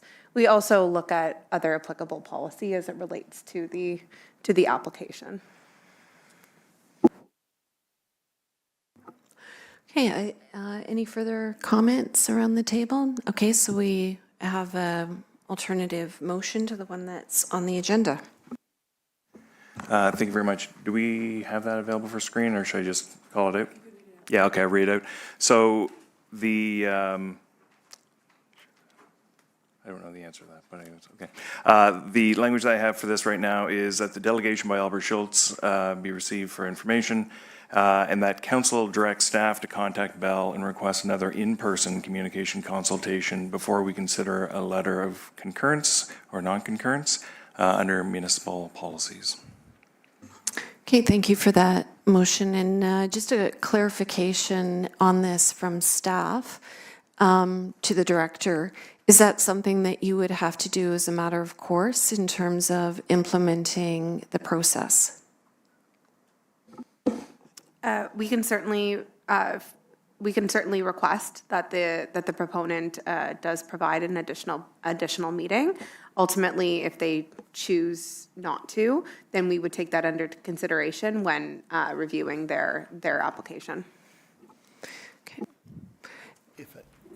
If I may, there's a very strict timeline that they set out from the, how many days from the public meeting to, so hopefully this clock would reset and not, you know, because the clock is already running. We're about halfway through their short process, as I understand it. To the director? That is correct. We do follow the timelines of the protocol. So the public consultation process, I believe, would be scheduled to conclude tomorrow, the 22nd. So I would say if we submit the request after this meeting, it would be within that timeline that we can provide those questions. We are in conversation with the proponent, so we can follow up with them and have that request provided as early as tomorrow, so that it is within that timeline. Thank you for that clarification. That's important to know. So we have a motion on the table. Would there be seconded by Councillor Darrell? Any further discussion on this point? All in favor? And that is passed. Thank you. Thank you, Albert. Now it's time for us to pivot to our public comment period. And as per our procedural bylaw, the purpose of the public comment period is for members of the public to provide comments on items that are on today's agenda. If you have questions that aren't related to today's agenda, please wait until question period later in the meeting. And I ask that you keep your comments brief and respectful. And I do note that a few folks have signed up to provide comments. Rod Stewart, Bruce Bowden, Dick Calling, but there may be other members of the public as well, so we can start in that order and then proceed with anybody in the audience that would like to speak. So we'll start with Rod. Very much, Your Worship. This is a comment about the purchase of the central school by the municipality of Port Hope. I would like to make sure that everybody understands how important that decision was, how important and positive it is for the municipality. The 28 or so thousand square feet of building at $3.2 million. Turns out to be $114 a square foot for perfectly usable space, with a potential renovation cost that might even double that, which would still leave it at less than 1/3 of the new construction cost of a building of this kind. So it's astute business by our esteemed councillors we're not used to saying that. We're not used to complimenting councillors on their good business practice, but really a good move, a very economical proposition for the municipality of Port Hope, and the opportunity to house in that 28 or so thousand square feet other rent-paying tenants who will defray the cost. The whole thing is positive all the way to preserve this wonderful historic building and put it to perfectly good use for another 100 years. Thank you.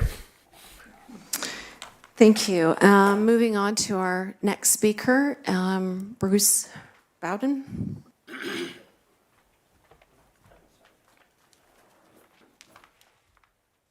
Thank you, Mayor and Council. I'll be very quick. You began today with an acknowledgement. It's one of the better acknowledgements I think I've heard lately. Usually they sound pro forma. It's hard to put teeth into them.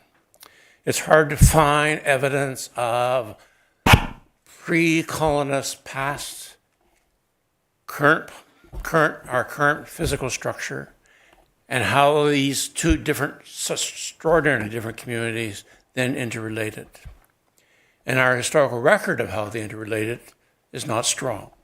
It tends to be oral, and oral memories are useful in the broad, but not useful in the precise.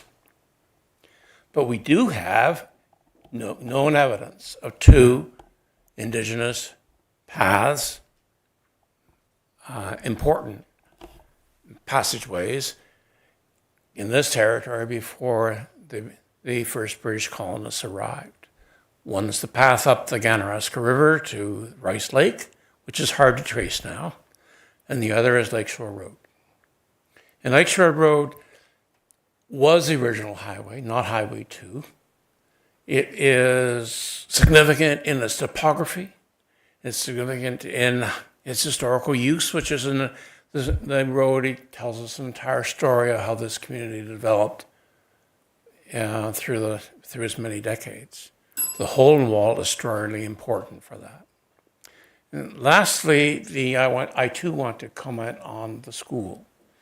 I had the good fortune, by happenstance today, to go into the inside of the school. I'd never seen it. Many of us of my age, we all grew up in schools like that. I think I was in 5. But none of them were like that school. None of them had a hallway as wide. None of them had rooms that were as square. None of them had only one had 14-foot high ceilings. None had a building that could be changed, used, even within this current configuration, with alacrity and with imagination. This was a smart move by council, and it's an even better move if they involve the community in its development. And as a person who happens to have the good fortune to be chair of the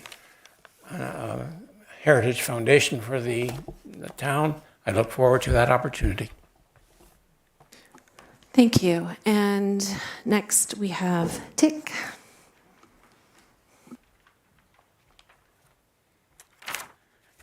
Good evening, Mayor and Council and staff. My name is Dick Calling. I'm currently the chair for Northumberland County Fair Share Food Bank, and I'm here representing the organization to basically say congratulations. Congratulations to your recent acquisition of 39 Pine Street, a designated heritage building and a property that fulfills the 3 central tenets of the Port Hope Strategic Vision Statement. Heritage is where we come from, innovation is what we do, prosperity is where we are headed. Since our delegation to Council back in November of 2025, we have witnessed actionable steps taken from Council in support of food insecurity in Port Hope. This included not only a financial donation to Fair Share Food Bank and highlighting the increasing food insecurity rates at the county level, but also directing staff to complete a review of current municipal assets for potential space that could support the relocation of our food bank. While no locations were deemed available at that time, we are very excited to see what has come forward since then. And we are grateful for staff and council for their thought and due diligence.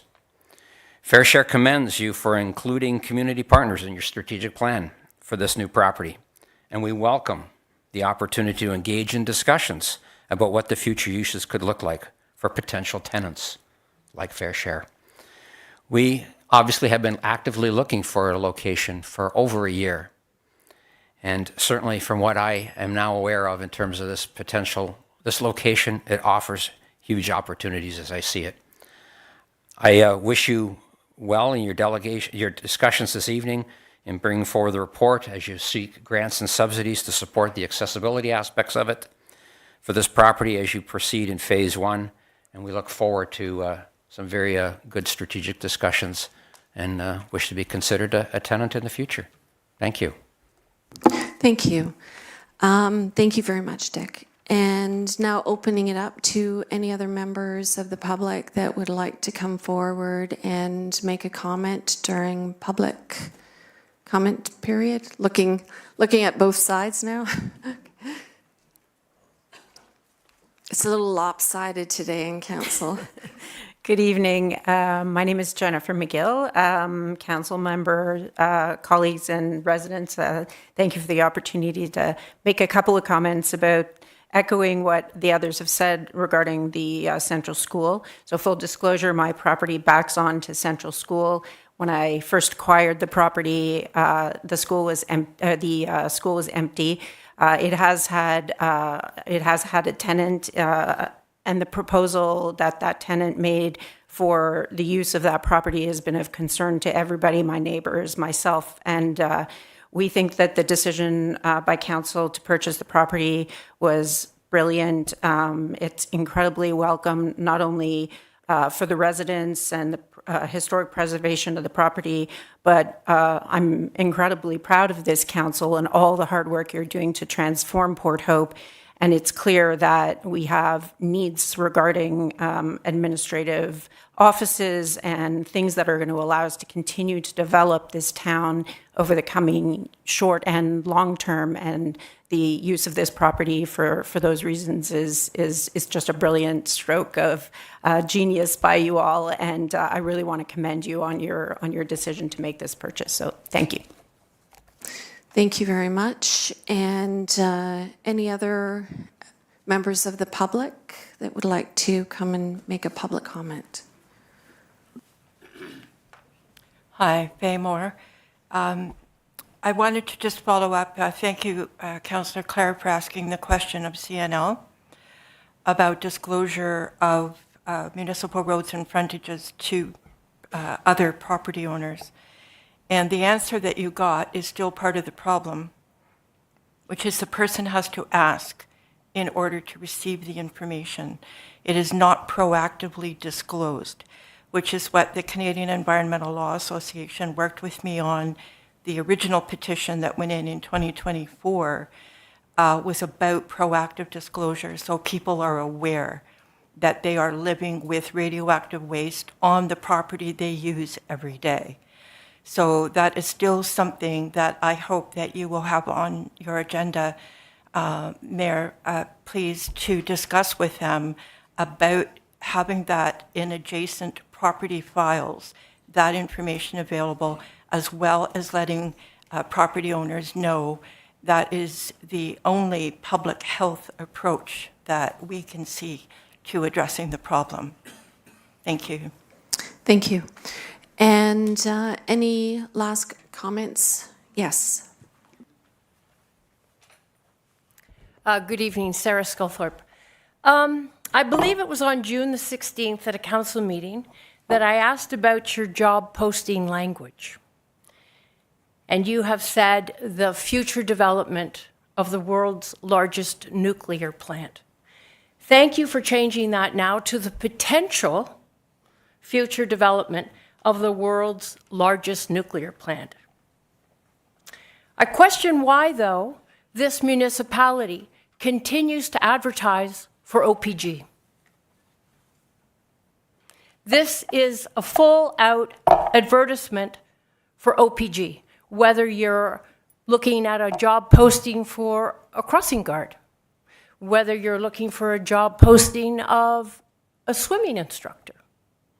They all are highlighted by the world's largest nuclear plant.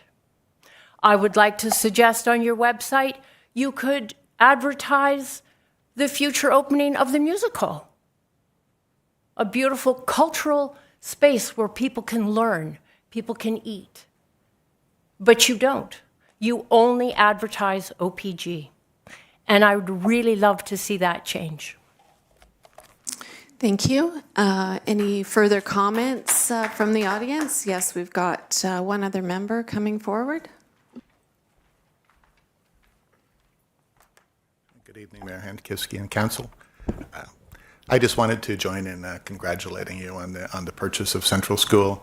I sent a letter to Council on behalf of, it's Brian Buttery, ACO Port Hope. I sent a letter to Council a couple of weeks ago on behalf of ACO, congratulating you on that purchase, and it was great news to us. We're interested, of course, in all heritage buildings in town, and to receive the news that the town would be taking over that particular building and property in the same month where one just down the street suffered its second fire, and the end of that building, that was great news to us, and I think to the town also. I feel like a lot of the public doesn't understand the decision yet, but I think they will. It's a beautiful building, a neoclassical building inside, the 14-foot ceilings, the natural light, the property. It's a great opportunity for Port Hope, and I congratulate you. Thank you for that comment, and I see one couple of, oh, no, okay, one. Good evening, Mayor, councillors, staff, and neighbours. My name is Mark McFadden, lucky resident up the street here at 78 Augusta, as well as downtown business owner. My first comment speaks to the delegation by Albert Schultz regarding the bell tower. And the quick statement is in the protocol that's been established that staff are obligated to work with. If the language there is not appropriate to ultimately non-conformity, is that the word? To issue a non-conformity? Non-concurrent statement to this SCAR on that unique vista, then the language of that protocol should potentially be changed. The secondary comment goes to the PHAI delegation. I'm not the only one that experiences this. That's why I'm sharing it with you this evening. We fortunately bought our house in 2014, fully aware of the process that was going underway. In 2017, we were told that it would happen in 2018. October 20th, 2020, we were told it would happen in 21. And then in November 2024, we were told it would happen within the next fiscal year of 2025 and 2026. We then received a letter that said the entire process for our property was put on pause, and with no future date as to when that would happen. And so over the course of the last 8 years, we've been continuously pushed with lack of communication and lack of progress on our property, of which we are fully participating in the process. We also have a laneway that divides our property, of which we do not have the information. So the information, the communication of when things happen and what is being provided is not, it continues to be an issue. And I would ask that the town and the staff work diligently to support this process so that the property owners receive the information and the actions actually take place in a timely manner.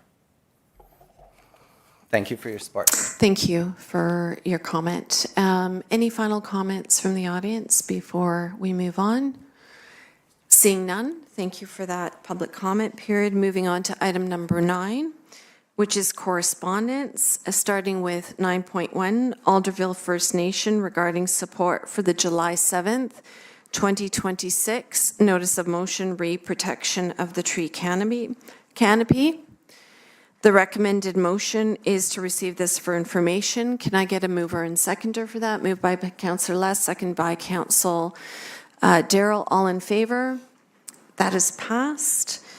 Moving on to item 9.2, Memorandum 2026-04 from the Environmental Advisory Committee regarding support for the July 7th, 2026 notice of motion, re-protection of the tree canopy. And I'm going to ask Councillor Clare to speak to this, and also whether, if you want to speak to the first correspondence as well.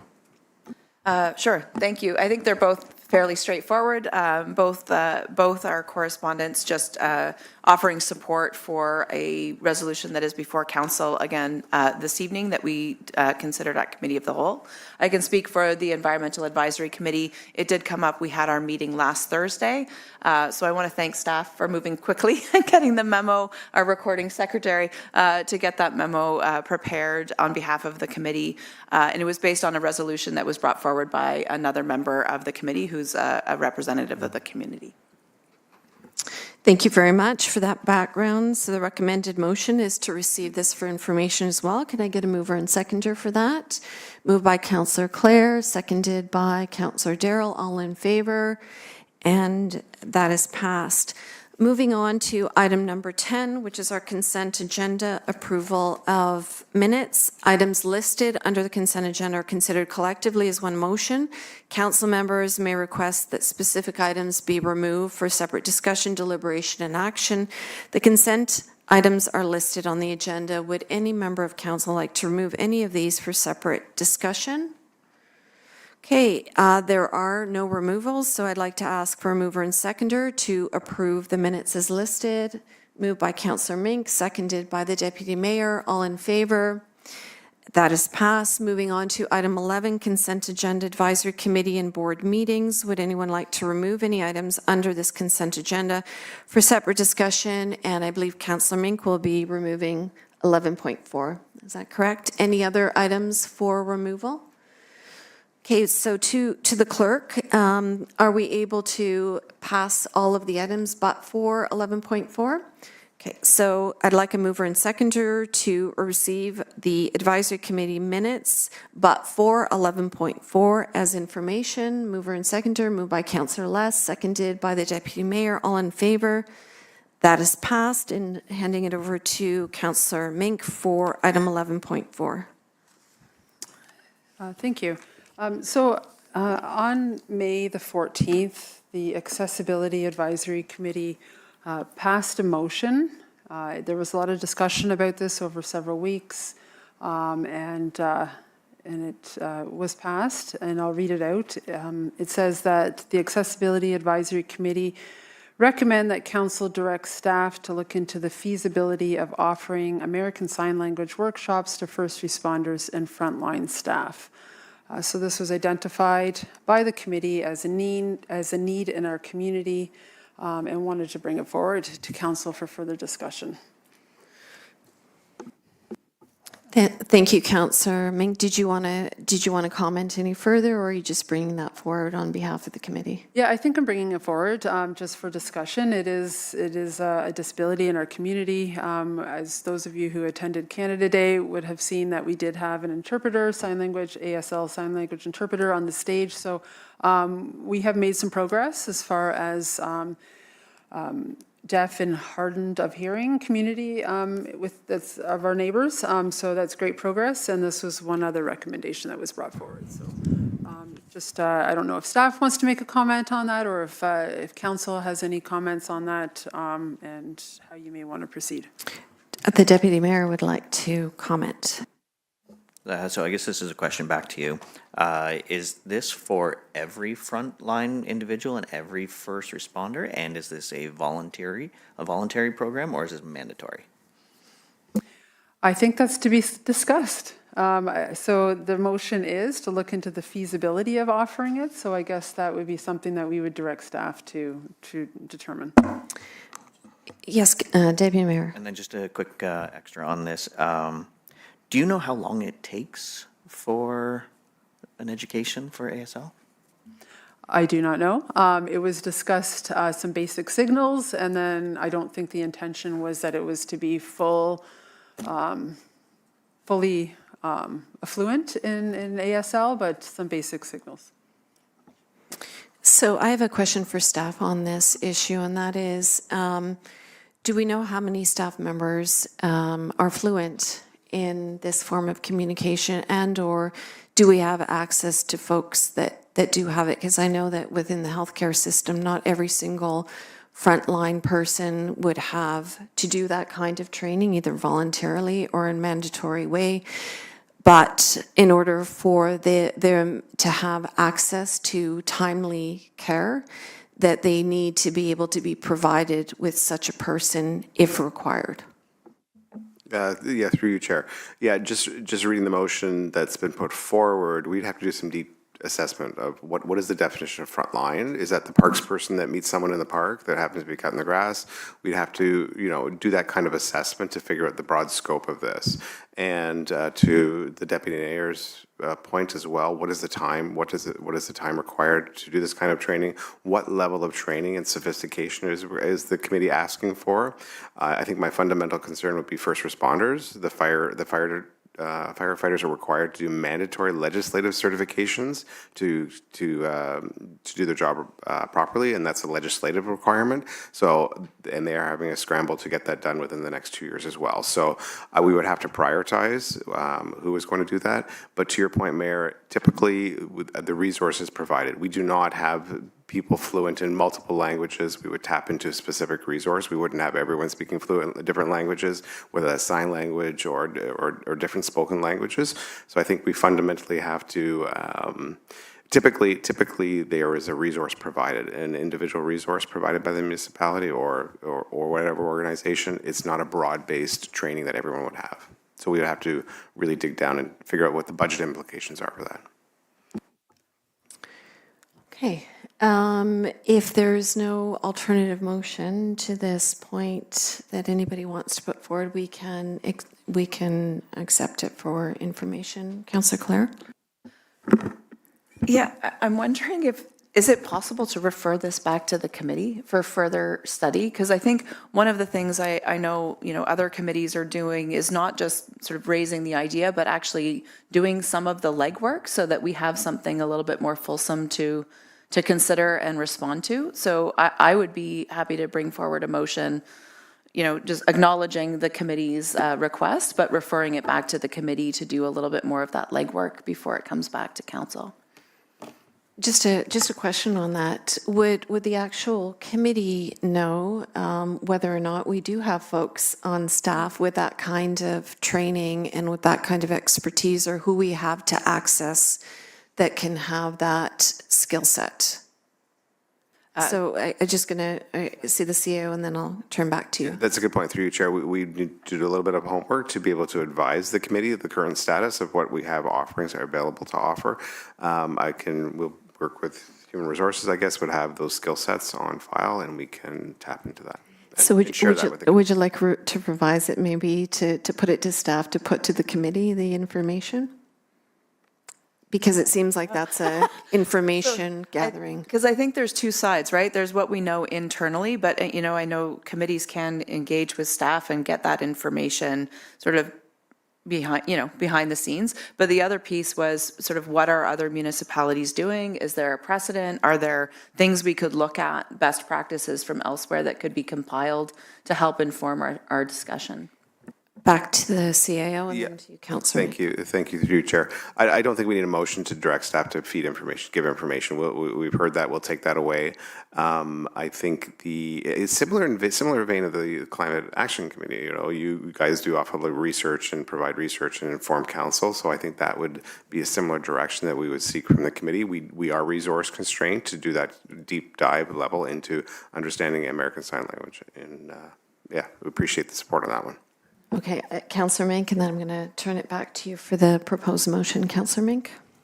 Yeah, so I think, so Councillor Clare, your comments I think are valid in that I think that what's missing here is, we do, many places do those little cyber workshops where it's like a 2-minute, online thing where you learn something about cybersecurity. I don't know if that's available. Is there a 2-minute update that people can get, that they learn a couple signals, or is it a fulsome education? So if you wanted to refer that back to the committee to do more research, I'd be happy to take that back to them. So Councillor Clare. Do you want to put forward some simple wording on this that the clerk would appreciate? Because everybody loves it when we write motions on the fly, don't they? Especially our friends in the audience. Yeah, just a simple motion that the question of ASL training for frontline staff be referred back to the committee for further research. Okay, that seems like a terrific, simple, succinct motion. As a seconder for that motion? Councillor Mink, any further discussion? All in favor? And that is passed. Thank you. Moving on to item number 12, items for consideration. 12.1, a report FIT 1126 re 2025 grant summary. Please note that this was deferred from our extraordinarily long July 7th committee of the whole meeting. So do council members have any questions or comments around this? I do have a question that I would like to ask. I noted the success rate that we had with our grants and the number of grants that were submitted versus the number of grants that were actually funded, and I'm just wondering if there are plans to resubmit any of those grants for future opportunities. Through you, Chair. Yeah, we are very excited to be announcing later this week the Director of Corporate Initiatives, whose responsibilities are going to be grant funding, who has actually a background in grant writing, and we will be reviewing all potential grants that we didn't get, as to reasons why, and we are also moving forward with a full-time position for grant writer as well. So we will have a lot of resources to make sure we're not leaving money on the table. And so just to follow up to that then, how do we fare at the moment, CAO, in relation to municipalities of a similar size with our success rate and the monies that we're able to attract into the municipality? Because I know as a council, we made a decision in our very first year to prioritize a grant writer for the municipality. So I don't have, statistical evidence on how we compare exactly. I would say we're punching above our weight. A reminder that the grant writer that we did have was not a full-time, was a part-time position, and that's why we put it forward in the budget, which council approved, to bring forward a full-time grant writer. Thank you. Councillor Mink. Yeah, I just had a question about the Welcome Park and the Jays Care Field of Dreams. Did we not get that grant? Wasn't that successful? Or was it something else and this is in replacement, it was in replacement of this? So the report should reflect, through the chair, the report should reflect that we applied for a different value than what we were granted. So we actually applied for a larger project and were granted a portion of that. Any further questions or comments from around the table? Seeing none, the recommended motion is to receive this for information. Can I get a mover and seconder? Moved by the Deputy Mayor, seconded by Councillor Mink. All in favor? And that is passed. Moving on to 12.2, Report LLS 2526 re 2027 Council Committee and Public Meetings Schedule. Please note again that this item was deferred from July 7th. Committee of the whole meeting. Any questions or comments around this? Councillor Clare. Sorry, I just wanted to confirm my understanding of the purple placeholders for professional development workshops. Would these be the placeholders that would be contemplated for those other council workshops, like the one we had recently where council and senior staff were workshopping topics together? It would be it is our intent, Councillor Holloway-Wadwani, for it to be a combination.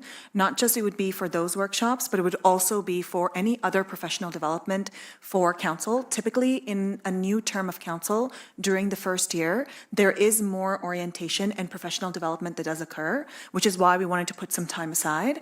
I do want to note that, we held the workshop for the deputy mayor and the council portfolio conversation a little while ago. That report is forthcoming from the consultant, and the intent would be that not just if it was the council's intent in the new term, they could always add other special council workshops to the schedule to allot for additional days if that was required, and that was the will of council.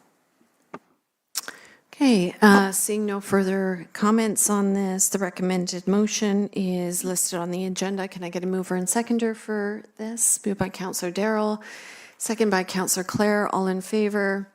That is passed unanimously. Moving on to 12.3, Report LLS 2826, Restricted Acts, Lame Duck, Delegation of Authority Provisions. Do council members have any questions or comments around this? Seeing none, the recommended motion is listed on the agenda. Can I once again get enthusiastic mover and seconder? Moved by the Deputy Mayor, seconded by Councillor Toms. All in favor? And that is passed.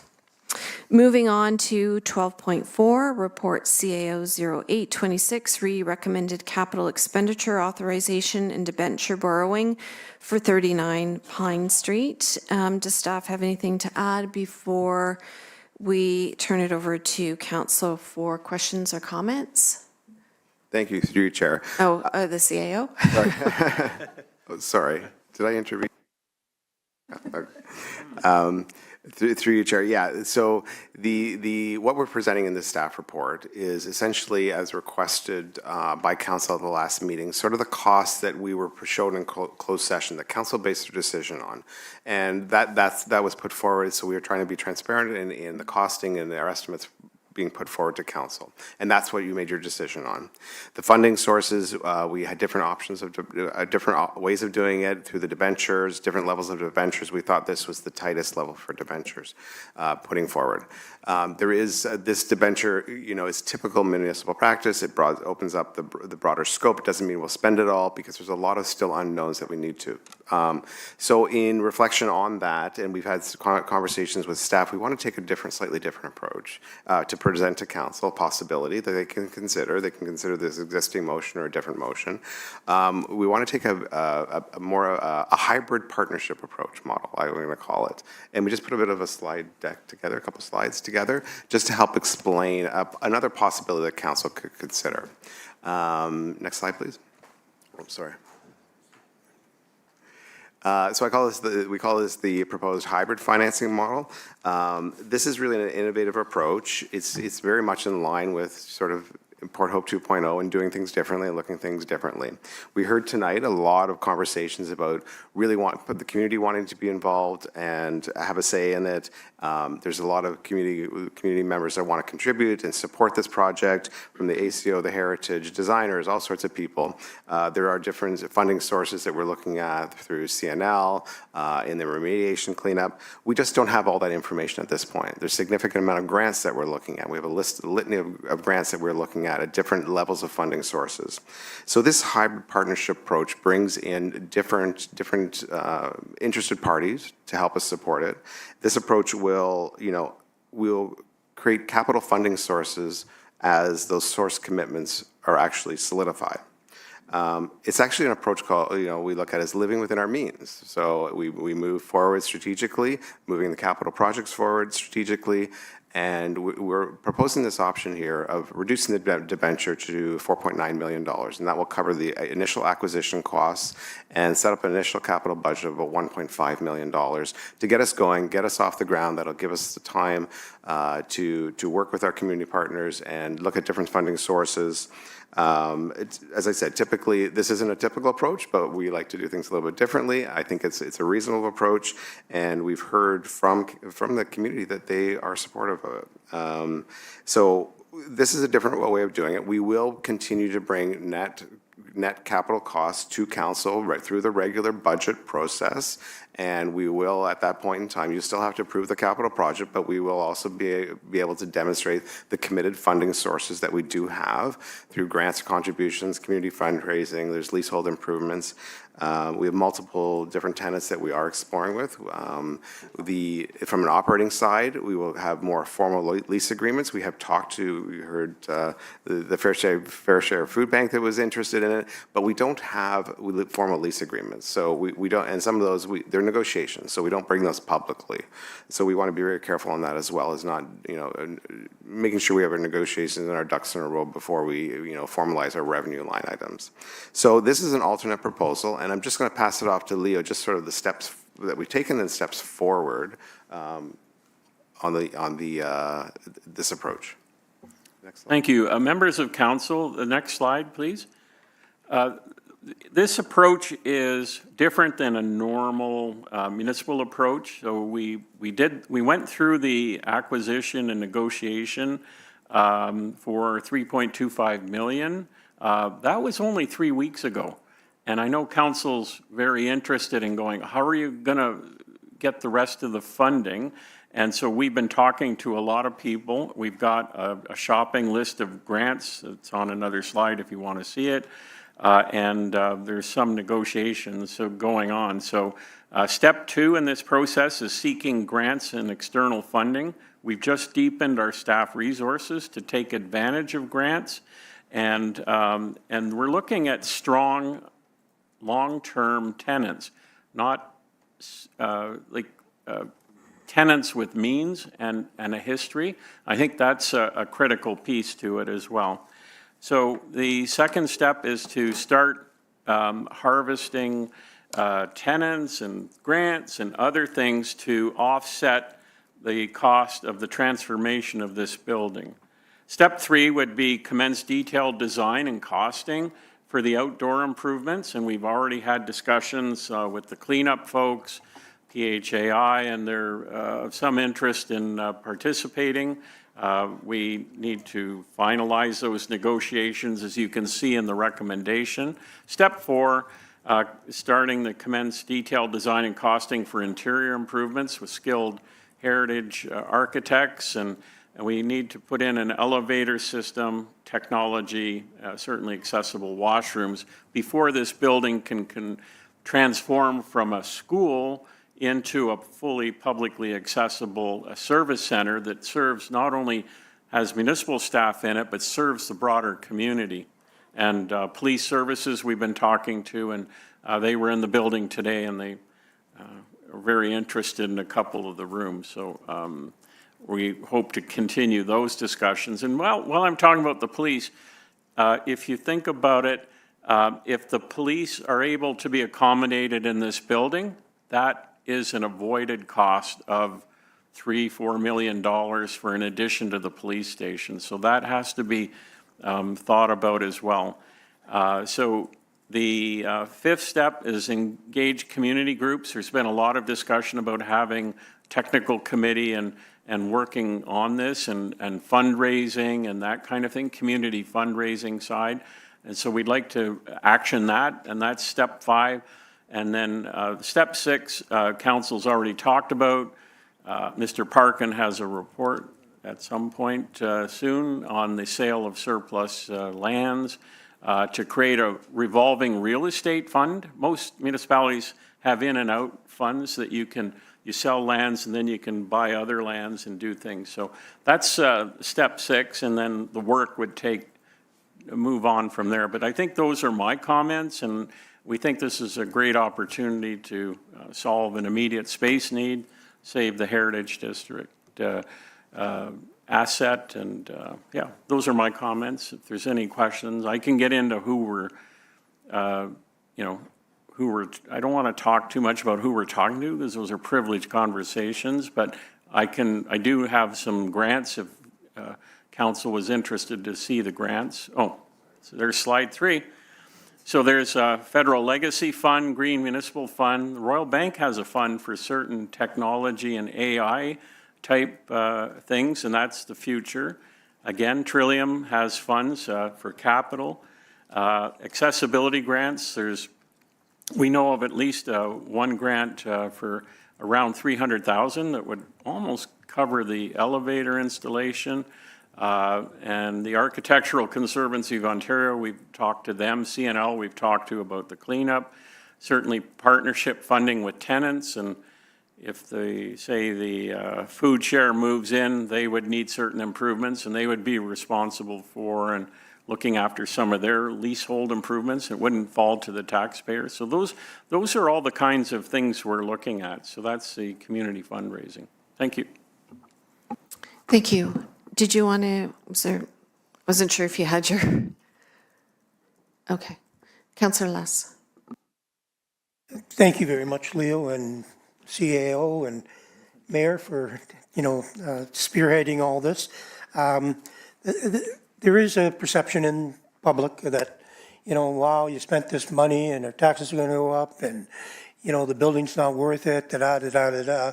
And we're kicking around the idea that we should host a citizens meeting within the building to let them kick the tires and have a look, answer some questions of a financial or other nature, and get their buy-in. We were chatting today, Mayor, about this being on the house tour. This isn't. That's in October, and it's a bit late to marshal it for this year. But we could certainly open it up to the community through various means and more fundraising too. What an interesting idea. Deputy Mayor. I just have a question actually to Councillor Clare, as I did notice the Green Municipal Fund being on one of those different things. So you sit on the Green Municipal Fund, if I remember correctly. Do you think this fits in line? Absolutely, but it depends on what we plan to do with the building. But yeah, there are lots of opportunities there with respect to retrofitting municipal buildings, looking at, green infrastructure additions and things like that. And I would certainly be happy to help staff look into those further. Okay. I also think it's really important for the public record, CAO, that you pointed out that the original recommendation in the report was the information that this council used to make the decision originally. But I also very much appreciate the fact that you've come up with this plan, which is a more careful, stepwise process that will also provide the opportunity to look at many different revenue sources, many different cost avoidances that we would be finding in other spaces, including, as you had mentioned, Leo, the cost savings of not having to expand the police station. And Councillor Less had mentioned at a previous meeting that when that screening business grows for the municipality, which it has grown threefold over the last 3 years, that those are revenues that go directly to our capital expenditures. So for every $450,000 of increased revenue of screening, that's 1% off our tax levy. So these are all the different pieces that I think this kind of approach will allow time for. So I appreciate this innovation that is doing things differently. CAO? Just for clarification too, these were always anticipated and considered in our closed session, conversations with council, all these divestiture of land and grants and community contributions and partnerships. I think the traditional approach is make sure you have the money all in place with the original $8 million debenture. We weren't necessarily going to use it all, but it was just a cover to make sure we had it. So this is a different innovative approach. I call it the live within your means, and as the money comes in, we spend it and we do the capital projects based on council approval through capital budgeting process. Councillor Attridge. Yeah, thank you very much. I really like this approach. I think it's a much better approach than going all in on the money, which was in the staff report to begin with. So I'm glad there was a sober second thought that maybe we should be doing it more stepwise. So I commend everyone involved in that. It's a much better way of proceeding. I would like to know whether or not staff is considering bringing forward the needs assessment that we normally would have done in a process like this. So a needs assessment, for people who are asking, it's a process by which you identify where you are today, where you want to be tomorrow, and so then you fill that gap so that, to the live within your means statement is you would only be buying or building what you actually need. And I know we bought 28,000 square feet. Will staff be bringing forward a needs assessment to us at some point as to what actually we needed? Great question too, Chair.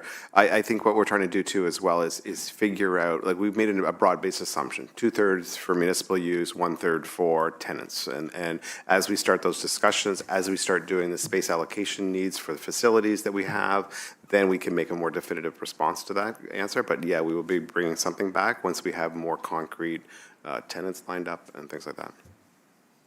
more specific than something back, will a full needs assessment come forward? So a resource optimization, data-driven decision-making, all the stuff that where we are today, where we need to be, taking into consideration hot desks, taking into consideration like what we actually need, like that'll come forward.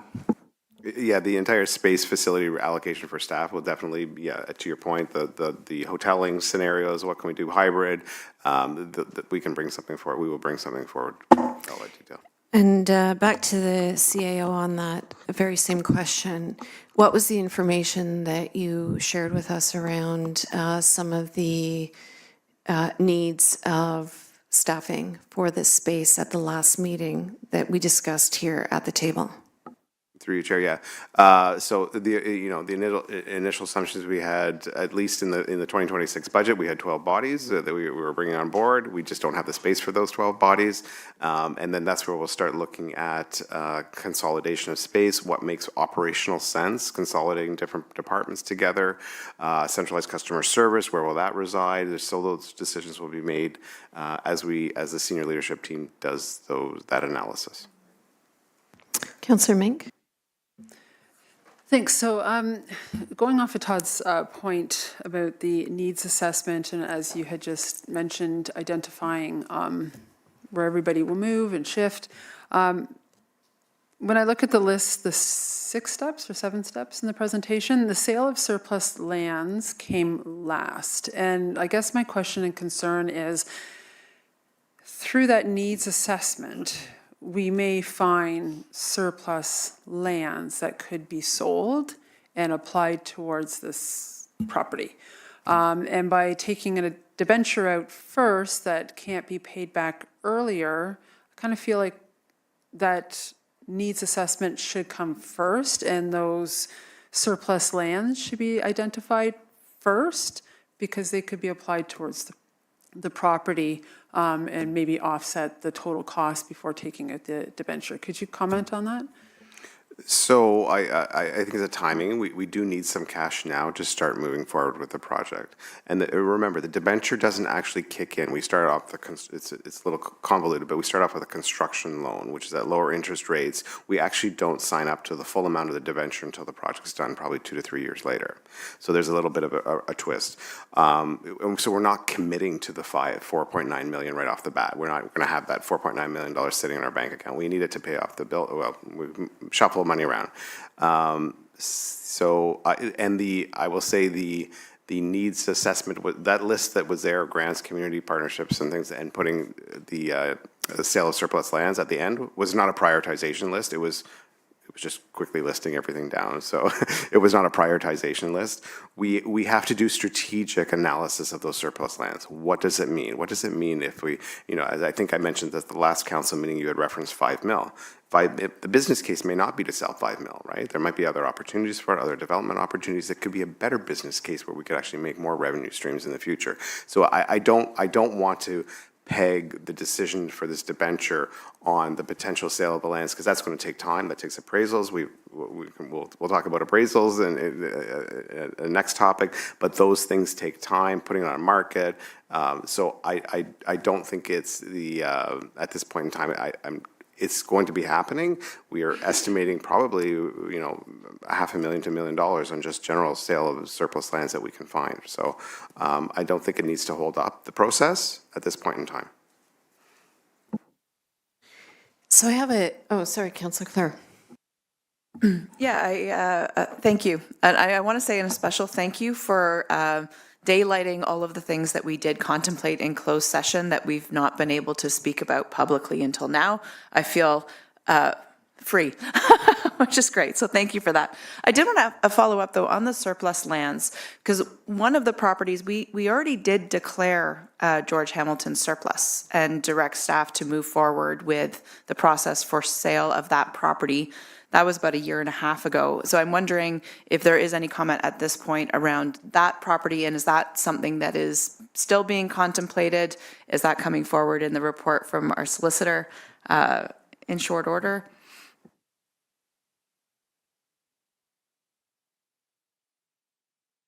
So we will be coming back to council to unsurplus that piece of land. There's an opportunity because from a staff perspective, we are looking at the potential for new nuclear and what that ramifications of that is. That is a strategic piece of land. And we are also looking at the rural needs as well. So what does that mean? What other uses can we use for that land? The building is not in great condition. So we know there's going to be, it'll probably be a demolition, but there's other opportunities for that land that we strongly feel that council need to explore, whether it's an innovative health hub or some other use for that land. So we don't want the public and developers to keep knocking on our door at this point in time because we don't have fulsome information on whether that's the most appropriate to sell at this point in time. Okay, so I have just a procedural question. We do have a recommended motion that is listed on the agenda, but obviously the direction that we're talking about right now or that you've presented is different than what's on the agenda. So turning it over to the clerk to get some clarification on what's in front of us.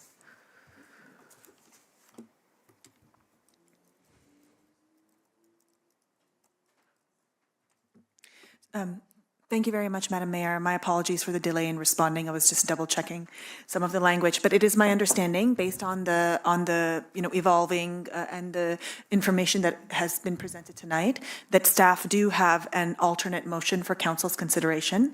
I do want to say, because of the fact that on our current agenda, we do have two bylaws that are under the bylaw section with respect to approving the budget as well as the debenture loan for the full $8 million.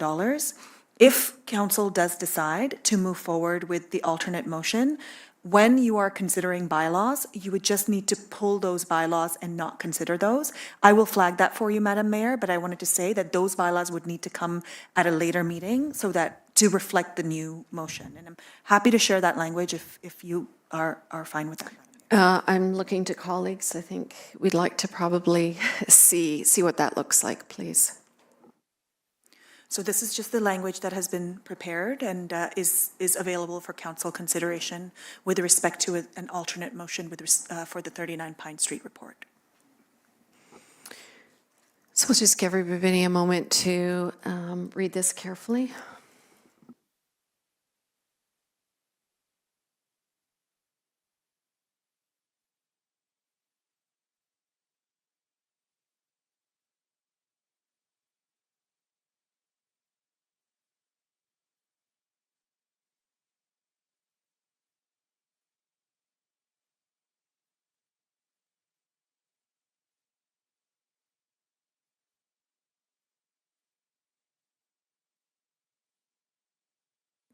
Deputy Mayor, did you want some clarification? No, but thank you. No, instead, I actually just wanted to thank staff for listening.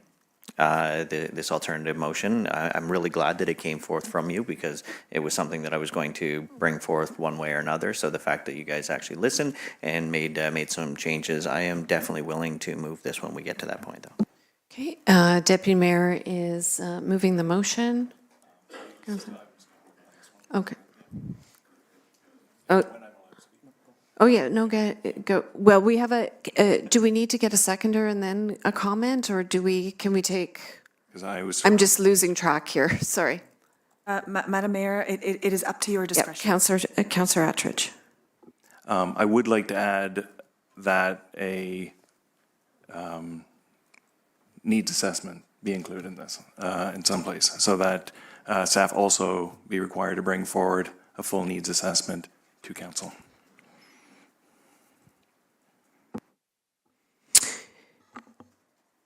And on that topic, I'm just, I see a comment from. Just a question of the mover. When we talk about needs assessment, there's municipal staff needs today, and then in the medium term and long term, and there's also community needs. And we think we can fill the building right now. It's like squeezing a balloon. You can have more staff or more tenants at the early days and maybe more staff as time goes on. So when you're looking at a needs assessment, we're talking about community needs and municipal needs? I just wanted to be clear. I suppose what I mean by that, Leo, is If you imagine for a moment we hadn't purchased this building, if we took it back in time, because we've known for years that we needed to expand, so if we took it back in time and did a proper needs assessment, which is typically an open, meeting with community, what were the things that we would have wanted to come in? I appreciate the fact that we've purchased a building and now we're trying to figure out how to suit our needs to fit the building. What I was really looking for is what was our need prior to purchasing it, so that we could actually look at it and say, okay, so what did we need and what did we end up with? Appreciating the fact that that balloon's going to get squeezed at some point, because we will look at filling it, and also understanding that, it will be fluid at all times, right? Like, we may have tenants, but then down the road we may end up with more staff. It's like, okay, well, maybe we need to shuffle some tenants out because we need to keep some of that. So I appreciate that. I'm looking. Well, you're a consultant. You know how these things work. Like, what would it have looked like prior to purchasing it?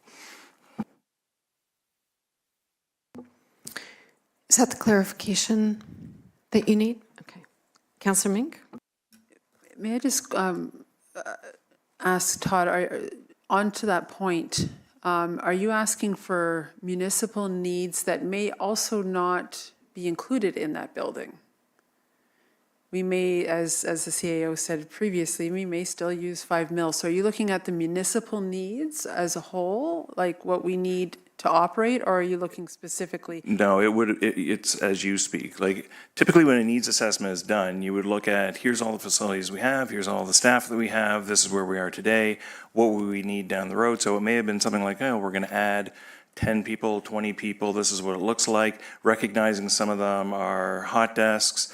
Maybe we do want more space for committee rooms or a community space, or like if we had turned back time, but then that would also look like, okay, so if we don't need 5 mil anymore, if that would have been part of the plan, that typically would have been done in a needs analysis prior to going out looking for property. We skip that step, so I'm just hoping that we can get that step back. And just a further point, I think that there was definitely information that was brought to us, and information that we were aware of in terms of municipal needs, including needs of our police, for example, as well as community needs that were brought to this council chamber and that we had made a commitment to search space for. So I think we had an idea of what the municipal staffing needs were, including what was required for police services not to have to expand, as well as some information about the food bank requiring space. So it's not that we were batting in the dark on this. Councillor Attridge. Yeah, and so back to you, Councillor Mink, what the mayor is saying, I agree with, is so the police would have been part of that, the food bank, if we wanted to have done that. The difference is typically what happens in municipalities is we become open, and so you would have these discussions with the public before making these choices. And so, which is fine, we've made a choice, and so now we'll just circle back. And I would just say that having sat on county council, decisions about purchasing property that were good business decisions weren't necessarily open to that kind of public consultation. Sometimes they come forward in a staff report because good real estate opportunities are rare. And when we're talking about buying a property that's $115 a square foot, that has had a $2 million investment into the purchase price, you balance the opportunity with the needs that we had identified and known. And I think that this approach, including bringing forward a future more fulsome needs assessment, is a good way forward. Okay, so we have a mover for this. Seconder, Councillor Less. Further discussion? All in favor? And that is passed. Thank you. Moving on to item 12.5, report FIT 1326, re-support municipal finance officers association letter to Ministry of Infrastructure to maintain current Ontario community infrastructure funding OSIF allocation. Does council have any questions or comments on this? Seeing none, the recommended motion is listed on the agenda. Can I get a mover and seconder? Moved by Councillor Clare, seconded by Councillor Toms. All in favor? And that is passed unanimously. Moving on to item number 13, consent agenda, committee reports and recommendations. I do note the time, and it is time for us to have another brief recess. Okay, everyone, we're going to reconvene again, and we're going to start with item number 13, which is the consent agenda committee reports and recommendations. We have a consent agenda for committee reports and recommendations as noted on the agenda. Council has an ability to pull an item from the consent agenda if they want to consider it separately, and that will be addressed separately from the consent agenda motion. And as I understand it, we have 2 items that are going to be pulled this evening. So I'll start with Councillor Less as the item, and then Councillor Clare. Councillor Less? 13.9, okay, we're going to pull that. And Councillor Clare? Item 1311, please. Okay, so I'm going to ask for a motion to consider all the items on the consent agenda but for 13.9 and 13.11. Can I give a mover and seconder for that? Moved by Deputy Mayor and seconded by Councillor Darrell. All in favor? And that is passed. Moving to the first item then, to Councillor Less, 13.9, Report LLS 2626, re-updated surplus lands policy and road allowance policy. Over to you. Thank you, and thank you for the in-depth reports. I know we didn't have any chance really to discuss much at the Committee of the Whole meeting. I've had a chance to review both the road allowance and municipal land surplus policies, and my comments are only meant to provide positive feedback. There is no implied criticism in anything that I'm about to say. So why do we do deep dives on policies? And this is sort of policy 101. Council governs, staff administer. Council is only in the room a few days per month. The decisions made by staff are made daily. Policy is the primary document to which council directs those decisions when it is not present. Every request, advanced or refused, is made on council's authority, and the policy is the only instruction council has given on how those choices should be made.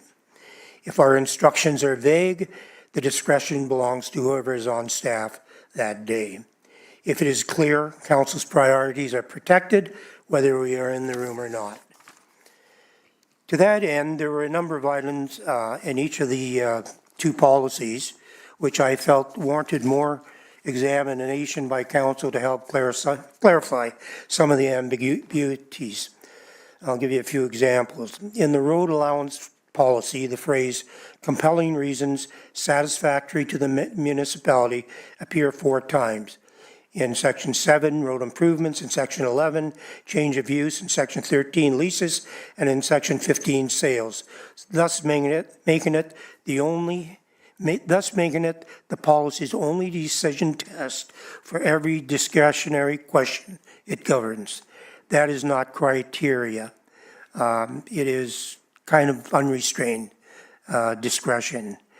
It lays out documents and values to consider, such as the master plan, ecological, long-term access needs, by establishing, so it lays out a whole bunch of things, but it doesn't lay out any tests, thresholds, or weighting for any of them, how we're going to evaluate them.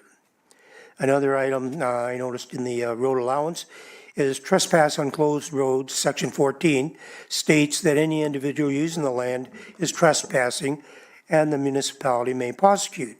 But in the same paragraph, the municipality disclaims any obligation to post signs. Under the Trespassed Property Act, entry into open, unposted, unenclosed land is generally only an offense where notice has been given. So that needs to be clarified. On the land surplus policy,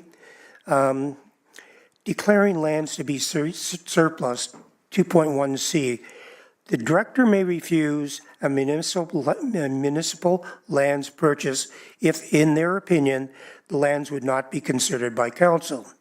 No criteria govern that opinion. The only recourse is reconsideration by the CAO, whose decision is final, as outlined in 8.6. And 8.3 expressly excludes dissatisfaction with the refusal as grounds for appeal. This is loss of authority of what has historically been a council function. Requests of this kind traditionally follow the path of request, staff report, and council resolution. The staff report describes this change as quote, clarified roles and responsibilities. It does not tell council of the magnitude of this authority being delegated and does not present the alternative of a council reviewable refusal. So council would not have a say. A delegation of this significance should be put to council as a conscious choice, plainly described and disclosed to the public, who are the ones that are paying a non-refundable fee for staff level refusal with no political recourse. Section 2.2, portion of this policy contains no service standard nor timeline for the request by a resident when he puts a request in. So there's no timeline as to when he will get an answer. So we should be establishing timelines. And lastly, council commissioned a professional consultant to provide recommendations for the land inventory report. Staff reports that it was a starting point, but neither drafts nor any comparison is attached, so council can see if there was any deviation from the professional advice we paid for. So I request that attachments 1 and 2 be referred back to staff, and at a bare minimum, replace compelling reasons satisfactory to the municipality and section 2.1C on structured refusal power with defined published evaluation criteria with any delegation of refusal or final review authority to council, and staff report back with a comparison of identifying where the draft departs from the consultant's recommendations. Thank you, Councillor Lass, for those details, and I'd be, curious if staff wants to respond. But I also was wondering if you would like to take the opportunity to speak to the exchange that you had with staff at the last council meeting around the criticism of the timelines that they were presenting. Yes, I was needlessly less than professional. It did not imply that you were lying to me. It did frustrate me that I couldn't move the process along quicker. Through you, Chair Pickett, I appreciate that, Councillor Lass, very much so. I think we were sort of taken aback a little bit at that point in time. We were focusing on just the appraisal piece of it, but the policy, there's a time frame, there's the requirements within the policy, public notice periods, and it is a longer process to go through. And I think it was also stated that those 3 road allowances were given staff direction to sell those. In reality, there was only one given by one road allowance that was council approved to sell 26 years ago. The other 2 hadn't even been declared surplus. So we needed to go through that process of public notice, getting the appraisal values. I know Mr. Parkin has been struggling to get appraisals on that. No one, the appraisers that we've approached have actually said, we can't even take your request right now. So that's why we put this definitive time. We didn't want to be tied to a timeline. So appreciate that. That is actually captured in the policy, that timeline, public notice, assessment appraisals coming back to council for approval and declaration of surplus. So it was not our intent to ever delay the process, but I think we needed council to be aware that it is a fairly lengthy process. Thank you for that. And not to detract from my statement here, I would like to still stick with Yes, what I've recommended. yes, and I'm just wondering in terms of the issues raised, do do any members of staff want to respond to the issues being raised by Councillor Less? And I note that we also have Councillor Mink that will be speaking, but I'll start off and I'll pass it off to Mr. Parkin. I think the lands inventory, the consultant that did that whole process is actually the one that crafted the policy. And there was very little deviation, and Mr. Parkin can talk to the deviation from that policy. The consultant put forward sort of best municipal practices, typical municipal practices, and the delegation of authority to the director, then the CAO. That is typical municipal practice. I caution council, and I have to go back and I'll listen to the video again because you had a lot of things. If you could share those notes with me, that would be very helpful. I think it's important to understand that sorry, I lost my train of thought. I'm getting tired. Anyways, it was the consultants. Oh, sorry. What I'm concerned about is if we bring back every little single road allowance, I could, if it was directed to me and I refused for whatever reason, I would never refuse it. It was a large magnitude of dollars. I am concerned about council considering every single little piece of land. That is just not good use of council time. I personally would be bringing anything back to council of a certain magnitude. And the point is that the residents or the person that wants to purchase that land could still come to council to delegate, and council could direct staff to and override CO decision. I think it just warrants further consideration of the broadness of some of the statements, and a tightening would be appreciated and required. And Councillor Mink, I'm turning over now to Councillor Mink. Thank you. So since the last meeting, I had a number of discussions with people who had contacted me, who watched the council meeting. So I have a few questions just to ask. Do you want me to ask them one at a time? Okay, so why don't I do that? So earlier this year, as well as last year, there's been a number of topics that have come up regarding road allowances. It came up in discussion when we were talking about ARUs and whether they can be on different types of roads. It came up, forest roads came up as a discussion. We discovered on one road, property owner owned the road. So there's been a lot of unique situations. So every time I brought these situations forward, I was told that the municipality does not have a complete inventory of unopened road allowances, private roads, shared roads, and other rural road categories. So with that knowledge, I guess my question would be, the first question, has an inventory been completed of the rural area and the rural road allowances? Without that full inventory of rural road allowances, I feel that I'm not confident to pass this policy or bylaw without having that full scope of those rural road allowance situations. Through you, Madam Chair. In my time here so far, I have come across a couple of documents. There is a couple of documents in our system that have a listing of certain road allowances. Whether that's complete, I'm not sure. I haven't got to that point yet. We will be hiring a law clerk very soon, which will be an immense help in terms of undertaking some of these reviews, especially for the road allowances, because that would take a lot of searching just to confirm that whether the inventories that we've seen are complete or not. So that's something that we have some information on, but I couldn't say with 100% certainty that it's 100% complete. So that leads to the second question. So obviously it was concerning for me to find out that I was actually, as a driver and as a municipality, we were trespassing on someone's private property when they found out they own the road. So that's hugely concerning.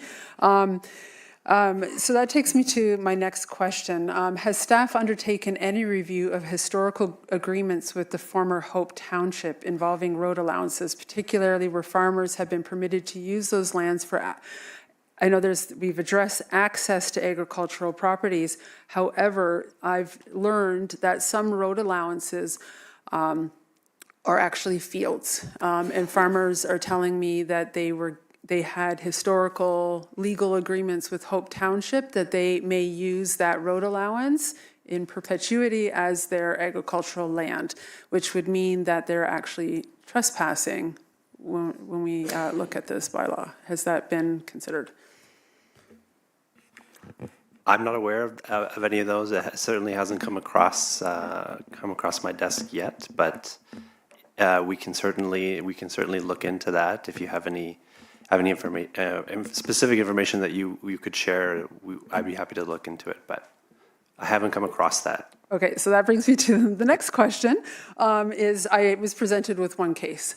So my question would be, considering that there are these historical agreements that go back years and decades, we're passing this quite quickly, I feel. So my question would be, why are we not circulating this so that, and giving it a little bit more time, considering we've taken this much time already, so those people in the community that have these historical agreements are up in front of it before we pass this bylaw?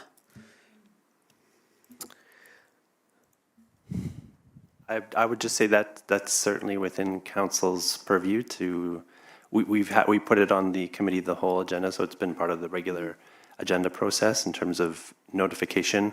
The changes are largely based on what was presented in the land inventory report as well. I know a lot of people probably didn't read that in detail in 2025 when it came forward, but we did make a few changes from what was recommended, but largely it's the same as recommended there. But again, if council wishes to provide further public notice on that, that would be up to you. And I think when we reflect back to the land inventory report that we got, I think that the council was so excited for the first time to have any sense of lands that the municipality owns, that potentially the details of some of those policies were not being interrogated as much as they are now, and also because there was an intention to then move on to look at those at a later date. And so I think that's potentially some of the slippage there. Any other further? That brings me Yes? to my last Okay. point. So this is going great. So so when yeah, you did. So so that was my last point. When we proposed this land inventory, it was quite exciting that we'd actually be able to see the surplus land and align it with our strategic priorities and our different plans. And it was introduced, it was kind of put out there once, I guess in January of last year, I think the date was. And then we were told, we'll just hold off, more will come. And I think we're at a point now where I was like, well, wait a minute, like I thought that was going to come for a council discussion and that we'd be presented with that complete inventory, which maybe that discussion will still come up. But when I'm reading this and it's saying now that it's up to staff's discretion in a way, I feel like we're missing that opportunity to kind of brainstorm some of these pieces of property before we pass this bylaw.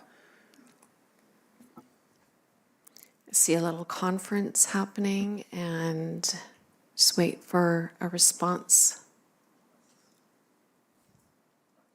I think it's also true that there are different kinds of lands within that inventory.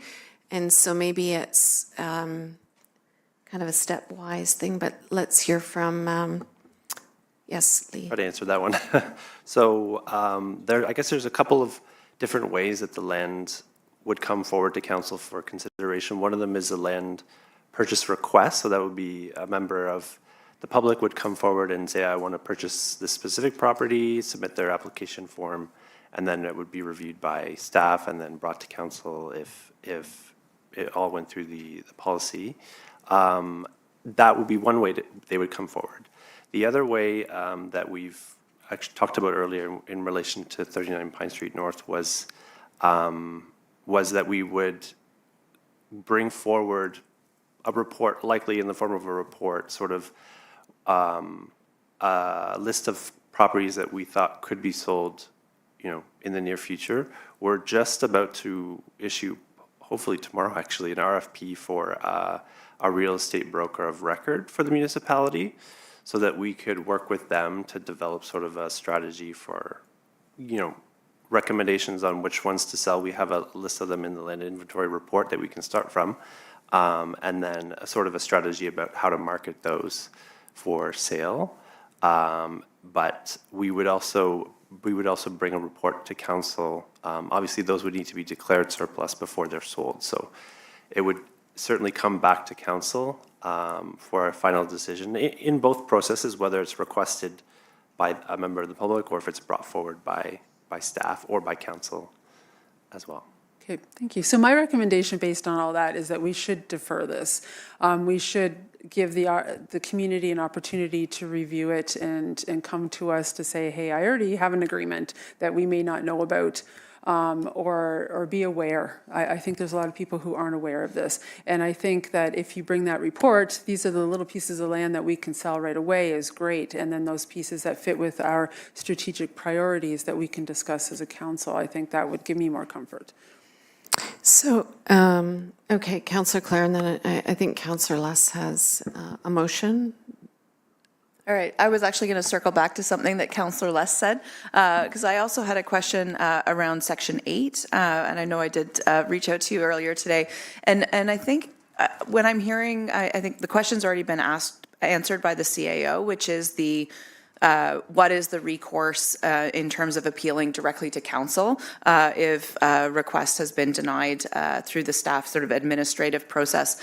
And I think sometimes we feel like it goes without saying because any resident can contact council at any time and council can always bring forward things as notices of motion that we would like to see advanced. But I don't think it would hurt to have some language notwithstanding blah, blah, blah, something that alludes to that in the policy, because I think it's not, it doesn't go without saying to every member of the public. And I think that's been clear because we've heard from a number of members of the public raising that concern, and now a couple of members of council as well, just about that language. So I think it's implied and we're sort of aware of it, but it wouldn't hurt to have that more explicit in the policy. So, Councillor Les, the clerk does have a motion in relation to the item that you have pulled, so we'll just give the clerk a minute to pull that together for us. And again, we appreciate the clerk doing on-the-spot work.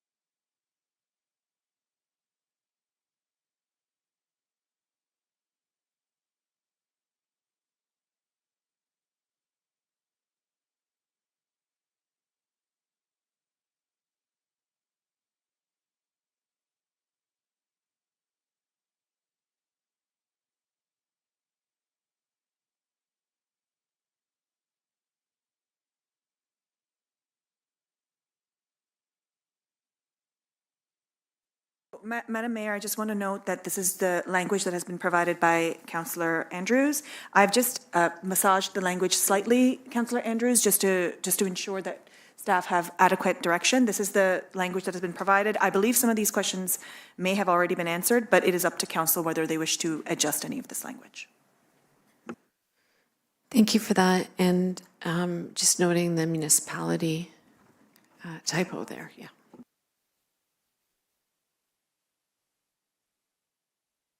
We'll give everybody a chance to review this, and Councillor Mink, I want to make sure that some of potentially your concerns are reflected there as well as you. Councillor Clare?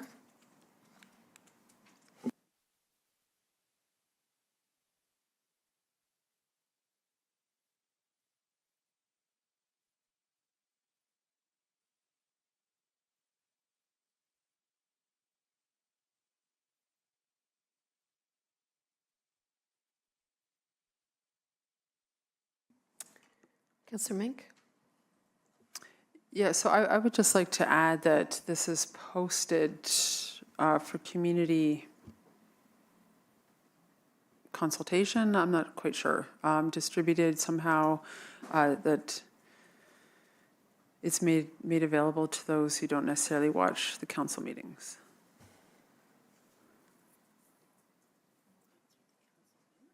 Yeah, maybe through council news or online or something like that. And, you know, it can be that the land inventory is done and, you know, I don't know how to phrase that. I'm not into communications. CAO, we also have a new newspaper that's being published. Yeah, so we understand council's direction, so leave it up to us to figure out the best method of communication. Okay, so so this is the language that Councillor Less is putting on the table. There's been a friendly amendment by Councillor Mink. Councillor Mink, are you prepared to second this? Yep. So Councillor Mink is going to second. Any further conversation? All in favor? And that is passed. Thank you. Moving on then to item 13.11. This is the notice of motion regarding protection of the tree canopy. Thank you, Councillor Clare, for doing the heavy lifting on this one, as I've been preoccupied with other things over the last couple of days. So over to you. Thank you. With regards to the notice of motion, since we discussed the notice of motion at Committee of the Whole, we as members of council received correspondence from the author of the articles included in our notice of motion language, which were drawn from their declaration on the rights of the tree. And they indicated that given that we removed reference to the declaration from the motion, that they were not comfortable with our continued referencing of their language unless we were formally adopting and signing on to their declaration. Given that is not the intent, we have some amended language we'd like to propose, which captures the spirit of what was intended in our original motion, but which is more specific to Port Hope. And while the clerk pulls that up, it's been provided, I would also like to confirm for everyone that I have been in direct touch with the author of that declaration today, informing him of our proposed change of language, and he has confirmed in writing that he has no further residual concerns about our motion, and in fact wishes us well, though did mention he hopes we would consider full sign-on at some point in the future. So the new language that I like to propose that has been drafted along with Mayor Olena, who brought forward the original notice of motion, is that we replace the 3 articles with our own 3 guiding principles as follow. That trees are a shared community asset with ecological, economic, and social value, that trees are essential infrastructure for the long-term resilience and well-being of our community, and that our community shares a symbiotic relationship with our tree canopy, and with that comes a responsibility to act as thoughtful stewards for the generations who follow. Thank you, Councillor Clare. And I think the third principle is very much in line with the 7 generations approach of Alderville Nation, and therefore reflects our commitment to truth and reconciliation as well.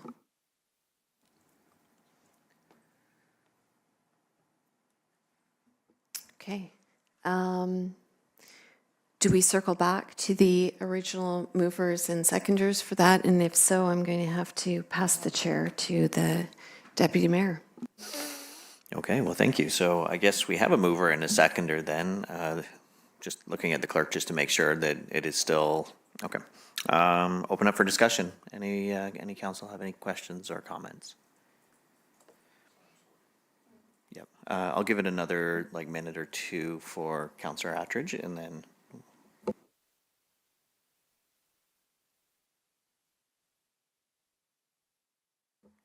Okay, I'm going to start with Councillor Mink, though. Thanks. So I want to thank both the mayor and Councillor Clare for updating this. I support this. This is aligned with my thinking and what I have always worked for. And I just want to reiterate, last week it was the wording, and that was very personal to me. It was very philosophical, which I had some issues with. And this I fully support. Thank you. Councillor Less.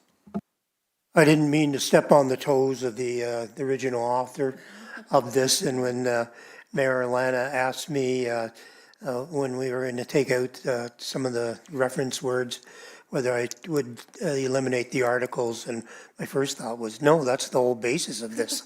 And I'm glad that Councillor Clare has created the wording that certainly captures the spirit. Thank you. Councillor Todd. Thank you. Yeah, I think this is much better language. So thank you, Councillor Clare, for putting this together. I think this captures more the essence of the conversation we were having back in Committee of the Whole, where I was looking for this kind of language, and I appreciate your collaboration on this and being willing to reword it. I wanted to look at the last paragraph again. Can you maybe just explain, so for residents who are reading that, what does that mean in practice? What does that mean to the resident who's looking at trees on their property? They want to go through plant, like, just maybe give us a bit more on that. Councillor Clare. So I think what's really important for residents is to note that the first sentence in that paragraph speaks to the municipality of Port Hope. And so it's a commitment that we are making as the municipality and to use this as a lens in our policy and decision-making. So I think that is intentional. I think the last paragraph is important because it's what provides sort of a sense of how this is useful. So why are we passing this kind of motion? It is so that we keep these principles in mind as we're thinking about decision-making and with these examples being offered to show where this kind of principled approach is going to be helpful. Do you have something? Yeah, it's related to that. So I guess, so appreciating the fact that this is for the municipality, because, you know, obviously the way in which our government operates is we create systems, staff operate systems, people live in systems. So we will create a system around this. What's the intention, or what would next council do with this? And maybe that's a better way of looking at it. Is it a council if the council was not this one, the next council looks at this, what would you expect they would be doing when they saw this? Councillor Clare. My hope is that the next council will take these principles to heart. And so when we're having conversations about our official plan and our zoning bylaw, that we would be considering how those decisions will have implications for the tree canopy. I would hope that we would use that as a lens. So when we're already conducting a review of relevant bylaws that have implications for environmental sustainability and biodiversity, that we would use these principles as a lens as we consider any potential revisions to those bylaws. So it's really a lens that we would keep in mind. And I hope also that whoever is sitting here in the next council who is a champion of this issue will be find it helpful to be able to refer to these principles, and that we have adopted these as foundational guiding principles so that they are not speaking as a person, but rather always being able to remind us that this is something that we have committed to as an organization. Mayor Hankiewski. And I think it's also important to think about these principles as not just leading the conversations that council would be engaged in, but also as a guidance to our staff, much like we have other policies, including EDI. So same thing I would say about the application of EDI, I would say about the application of these principles is that we would look to staff to implement these principles, to draw on best practices, to draw on other communities that have made similar statements. And even though this language has been changed, the author of the declaration was very clear in saying that the essence is captured here. And we do want to acknowledge where that idea came from. It did come from that declaration, and they did set a really bold direction for others to follow. But I acknowledge that this is language that maybe is more accessible for some members of council, but I don't want to not credit and acknowledge where the idea of this came from. Thank you. Councillor Mink.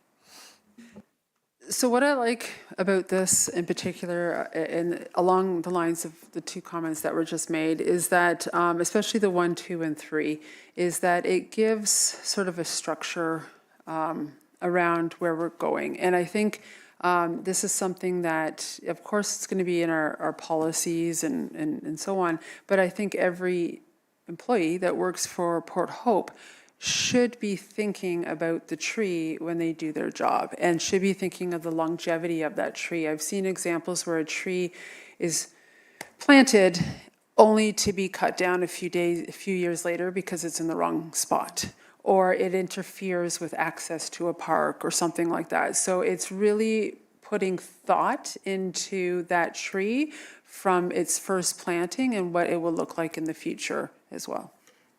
Mayor Hankivsky.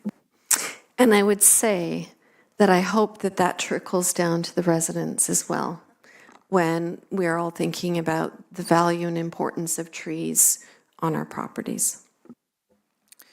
Thank you. Any other comments or questions from council? I'm seeing none, so we have a mover and a seconder. I'm in a position for the vote, so all in favor? And that has been passed. And I will now pass the chair back over to the mayor. Moving on to item number 14, notice of motions. We have none this evening. Moving on to item number 15, bylaws consent agenda. I do want to just note that there are going to be a couple of the bylaws that we need to be pulling out of here. And those are, clerk, if you can just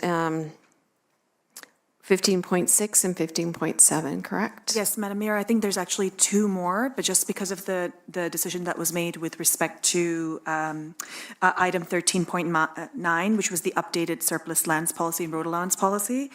If I could just have one moment, Madam Mayor. Sure, let's just make sure we get, can you just post it up for us, the numbers, just so that we can all follow, just given the time? Thank you. Just one moment, please, Madam Mayor.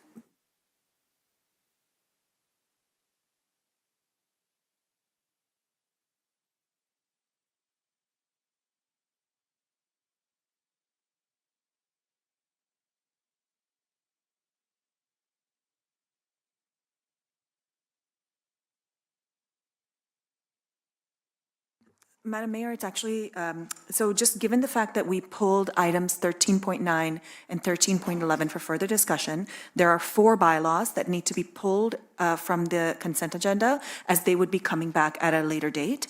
Those are items 15.4, which is a bylaw 45/2026, related to the procedures for the sale of surplus lands. 15.5, bylaw 46/2026, which is just related to the fees and charges for the municipal land surplus policy. Item 15.6, which is 47/2026 for the capital budget for 39 Pine Street North.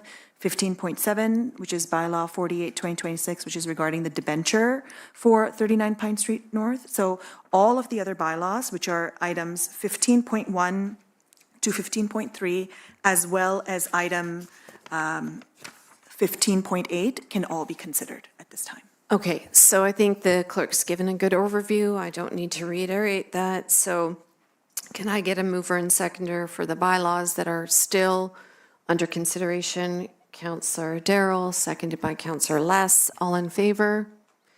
And that is passed. Thank you very much. At this point, we are going to allow staff to exit the room just before we enter into question period.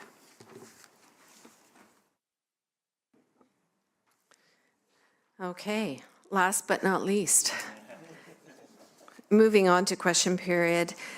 Please remember the purpose of question period is to make inquiries of council members related to matters of municipal business. It's not meant as an avenue to ask questions to staff, but if there are questions that are technical or operational in nature, we will definitely take them down and make sure that you get a fulsome response back from staff. And when you do come to the microphone, please identify your name and our staff will turn on the microphone for you. Oh, I'm sorry, Councillor. Yes, Councillor Attridge. Sorry, I have a question for you. So it's in relation to the high-level meeting that you had with all the members, AECL and so on. So first of all, congratulations on that. I think that was amazing. And second of all, I'm very glad with the stuff that was coming forward.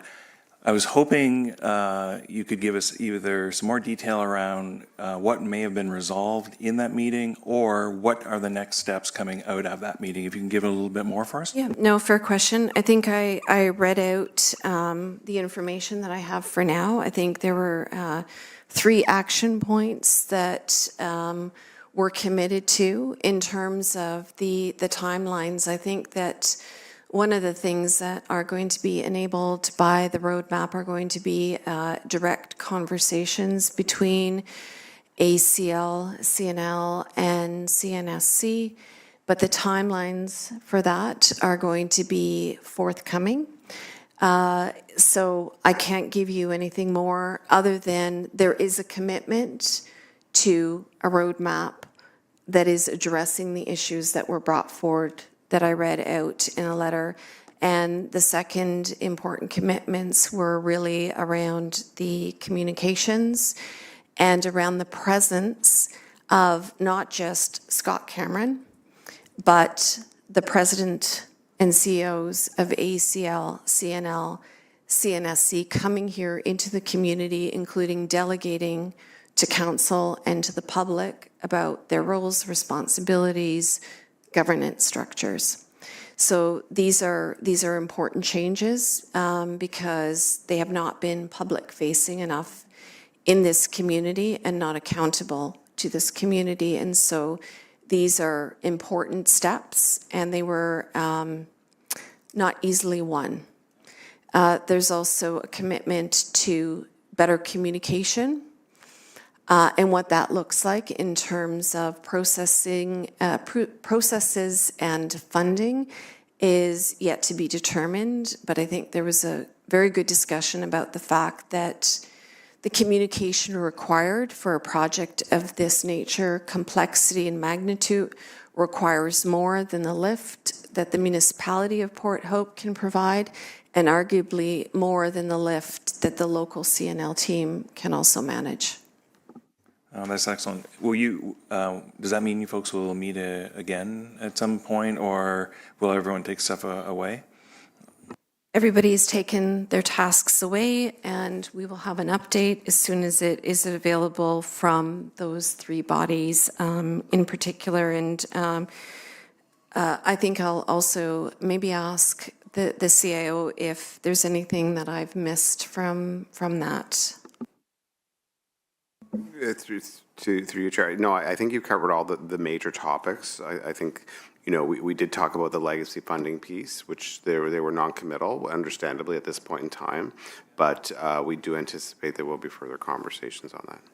That's excellent. I think the comment about the legacy piece is that if you think about what the project was originally intended in terms of timelines and what the budget was for the project and the milestones that have been missed, and the increase in the overall project to $2.6 billion, that is not reflected in the resources that this community has received. Though that original $20 million, nice to have, but does it reflect where we're at with the project now and the intangible costs to the community? Not so much.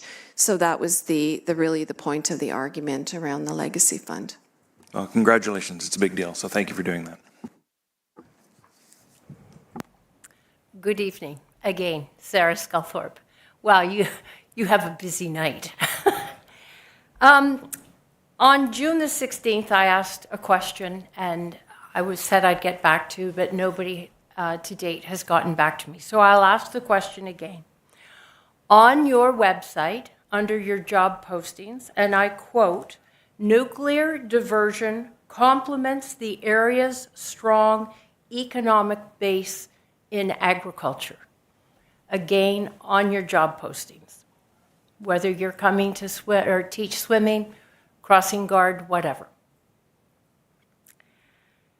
In light of what has been spoken about this evening, Albert's presentation, Faye's presentation, the the comments about this is what makes Port Hope, Port Hope.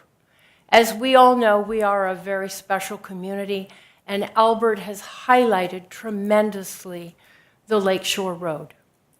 Sorry, Sarah, I have to ask you a question, please. Oh, there is a question coming. Okay, Yeah, we don't need a lot of context for the question. Well, there needs to be some context in this because on June the 30th at 2 p.m., I had a conversation, a very good conversation with Leo Deloitte.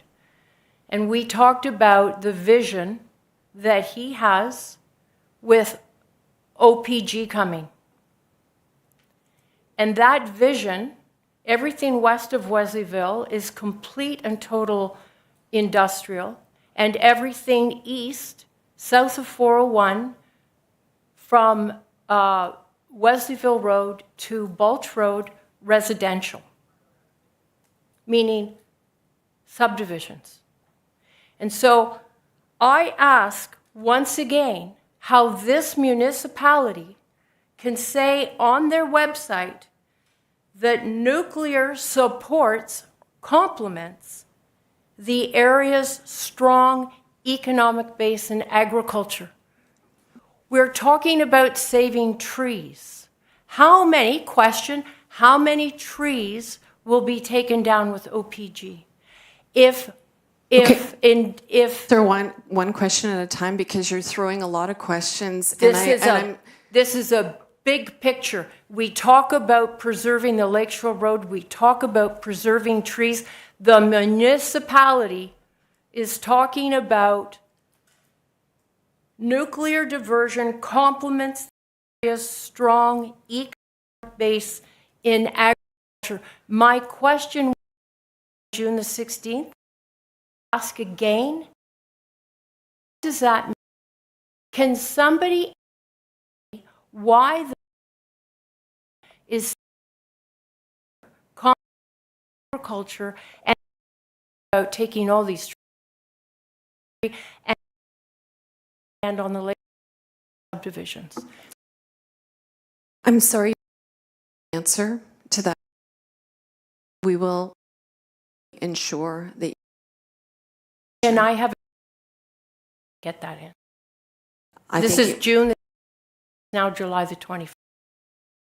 Can an answer. That would be lovely.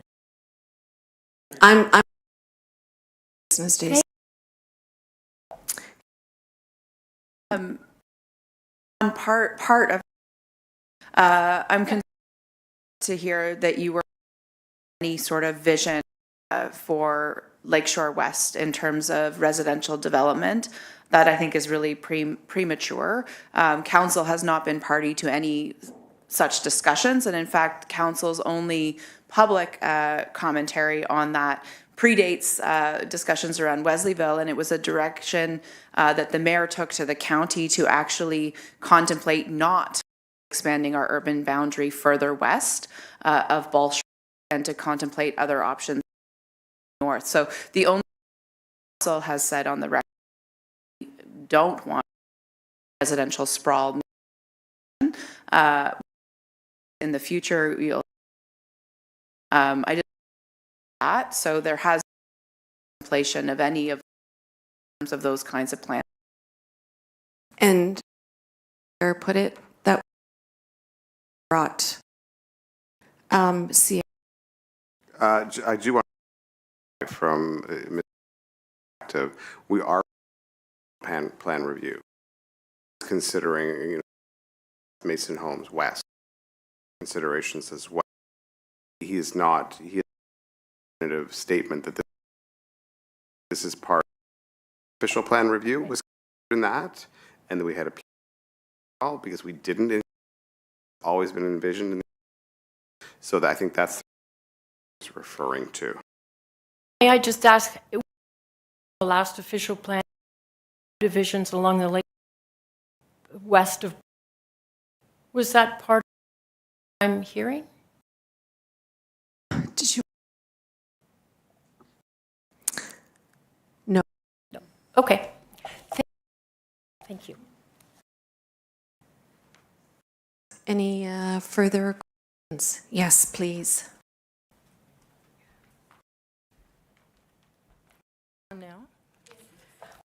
I'm Lori Andrus. I'm a resident.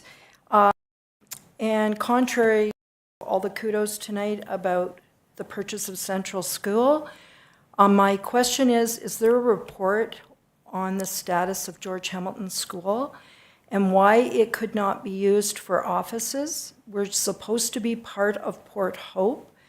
The gentleman made a presentation, I guess he left tonight, at the last meeting, and he was mentioning demolition of George Hamilton School, which I take exception to. It's a beautiful school. As far as I know, I believe Vicki and Daryl both toured the school in the last year or so and thought it was in very good shape. Why it can't be remade into classrooms, the auditorium used for functions that people would pay to use. Right now, it's not generating any income that I'm aware. And I drive by almost daily, and the police are there from different municipalities using the school, so it can't be in that bad a shape.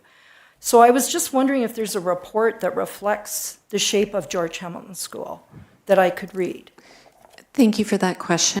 The school is generating some income through that training that happens, but there is also a very good knowledge of the state of that school, and I'm going to turn it over to the CIO because this is something that has been discussed previously at the council table. Thank you.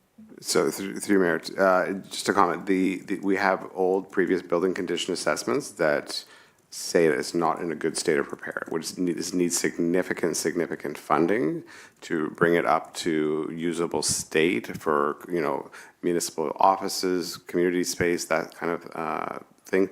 The limitation we have there as well is the servicing. It's well and septic now that are dated, and those need to all be upgraded and updated if it's going to be any expanded use of that facility. We do have different visions for that as we start to understand the impacts of, potential new nuclear, what that could mean, and the requirements under regulatory requirements that would be considering that to repurpose that site for something that would be of community benefit to not just Ward 1, but in particular Ward 2, rural. And just one other thing that I do want to add is that as a matter of record, this council did at one point declare it surplus. That was prior to other developments happening in the community, but there had been that intention at one point. Councillor Mink. So I just have, it's actually not a comment or question to you, but a question to staff, is that I have heard that it's, and you just said that there was reports. Are these structural engineer reports or are these municipal staff who has reviewed the property? These are external consultant reports provided to us by different people looking at purchasing that property. I guess my concern is that you're paying all this money for Central School. It needs remediation. And you're going to have to redo the whole school, as I understand here tonight. It's going to be retrofitted for offices, et cetera. Plus parking's an issue there where there's ample parking at George Hamilton School. Like, I was just wondering about comparing the cost of refurbishing George Hamilton School as opposed to Central School and what the costs are going to be. That had been a consideration in the process. What about Canton Hub? I mean, we used to have offices there. Why can't it be reused for offices? The last time we rented it for I think there may be consideration for the future of Canton Hub and its use. Absolutely. I don't think any of these things are zero-sum games. Okay. Thank you. But much for the questions. Any further questions? Ed, don't forget. You. Muted by the voice. Hi, Ed White, Mill Street. Just a couple things that have come up I'm not clear on. We have an inventory of the lands that Hope owns and the ones that are surplus, including right-of-ways and stuff like that. Like, is there one place that a person to see and what and how surplus? Thank you for that question. You may have remembered the report coming forward to this council. It was a while back. Yeah. January 2025 is when that report came forward. It is available on the municipal website. I think what was coming up in The entranceway to Port Hope through the hole in the wall was, you go along Lakeshore Road, you go through the hole in the wall. It was gentle. There was farmlands after you passed the hole in the wall, and it went into the houses on the street. It was a real gentle transition. Now you come through and it's like, holy mackerel. It's and the question? Question is, how is the tower going to benefit that? Like if they do put a tower, where it is, it seems. Yeah. I don't think anything but concern from around the council table for this. So, all right, and I guess the last question would be concerning your meeting that you had with all the big shots. Was there resistance to communication? Is everybody protecting territory, or did they actually say we should communicate more? There was resistance in having this meeting to begin with. It took 2.5 years to get this meeting. Were you satisfied with the results? I think I'm never satisfied, but I think it's a solid meeting. Okay, thank you. Any further? Yes. Thank you. Just to the PHAI. Question for council and staff operations. That you have to hold this program to effective communications and appropriate timeline, and to how effective. I don't think there's a good process, and I think that is a good to trying to course on all of it. I think we'll have more of an update in the coming weeks. And I'm, very sorry to have heard of your own process that you've gone through. But it is it is the largest cleanup project in Canada, potentially one of the ones in the world. It's extraordinarily challenging to work across the different stakeholders to try to bring this into a better place than it has been. What can I say to you? A good job. We have had all the right place, but I do things have really come very better, and now we holders same room understanding that the status quo is untenable in the community. And it's to the point of tools you have to keep the project online. And they're speaking, Campbell committed to the project. He's spoken, looking at a 60-month timeline to finish the project. We do have some negotiating tools in our toolbox, which is a positive thing. I think putting out a statement as we did today, I didn't ask for anybody's approval of the statement. It was a reflection of what happened at the that came forward and the commitment made as we understood them moving forward. It's an important of in transparency. You have a commitment. The MPP putting out the same communications through his channels to ensure that the things that were talked about are out there in the public and there's going to be accountability for them. And CAO. Yeah, I'd love to just speak from a operational perspective. So I have a solid team for environmental remediation, my excuse me, environmental services team. My manager of environmental services is an environmental engineer. She holds CNL to task, and to the point they do everything.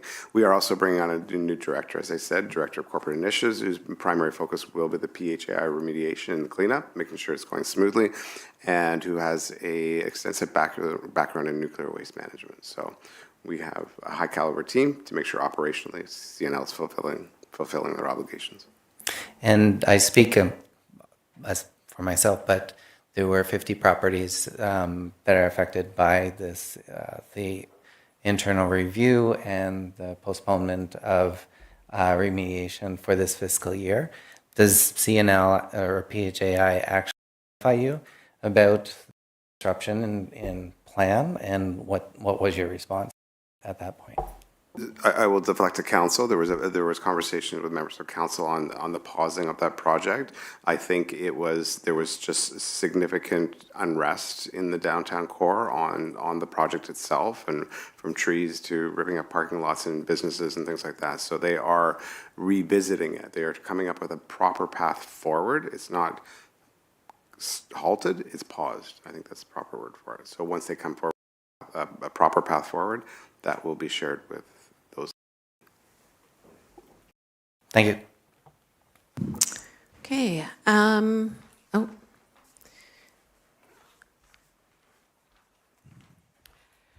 Faye Moore, I had two quick questions. One is, I've looked back through the agendas and I cannot find a report from the Port O'Berry Initiative on 39 Pine Street that would give detail on where the contamination is, what the volume is, and all of that, which presumably should have occurred at the time of the purchase, and you should We have that. do have that information that was made available, and we are very well aware. So yes, it does exist.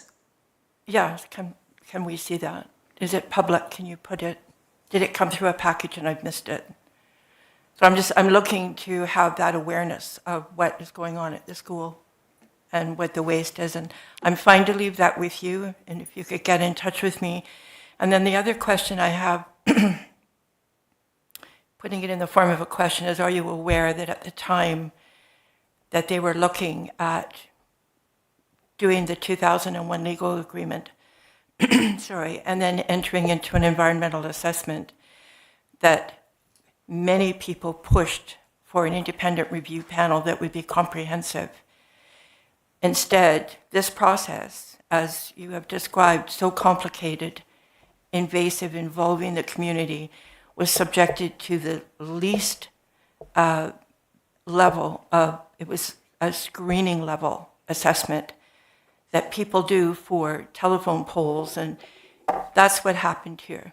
In particular with the CNSC, and yes, there is going to be a very intentional presentation around the whole project that will be able to bring all of the strands together historically and contemporary, including some of the issues that you're raising. And so that's part of the commitment to communication, because there are many folks in the community that will not be familiar with those historic vestiges of the project. So yes.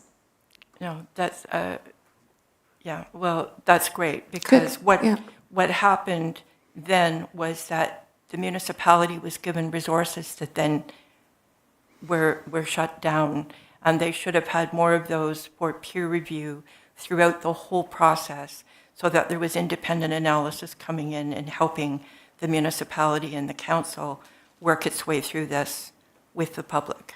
Anyway, thank you. Thank you for that. Thank you for your questions.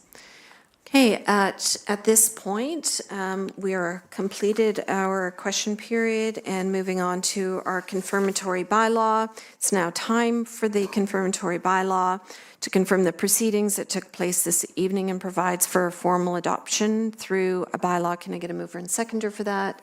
Moved by Councillor Mink and seconded by Councillor Darrell. All in favor? That is passed. This concludes our business to be covered on today's agenda, and we've reached the end. I'm in a position to adjourn at 10:23 p.m. Thank you all for being here.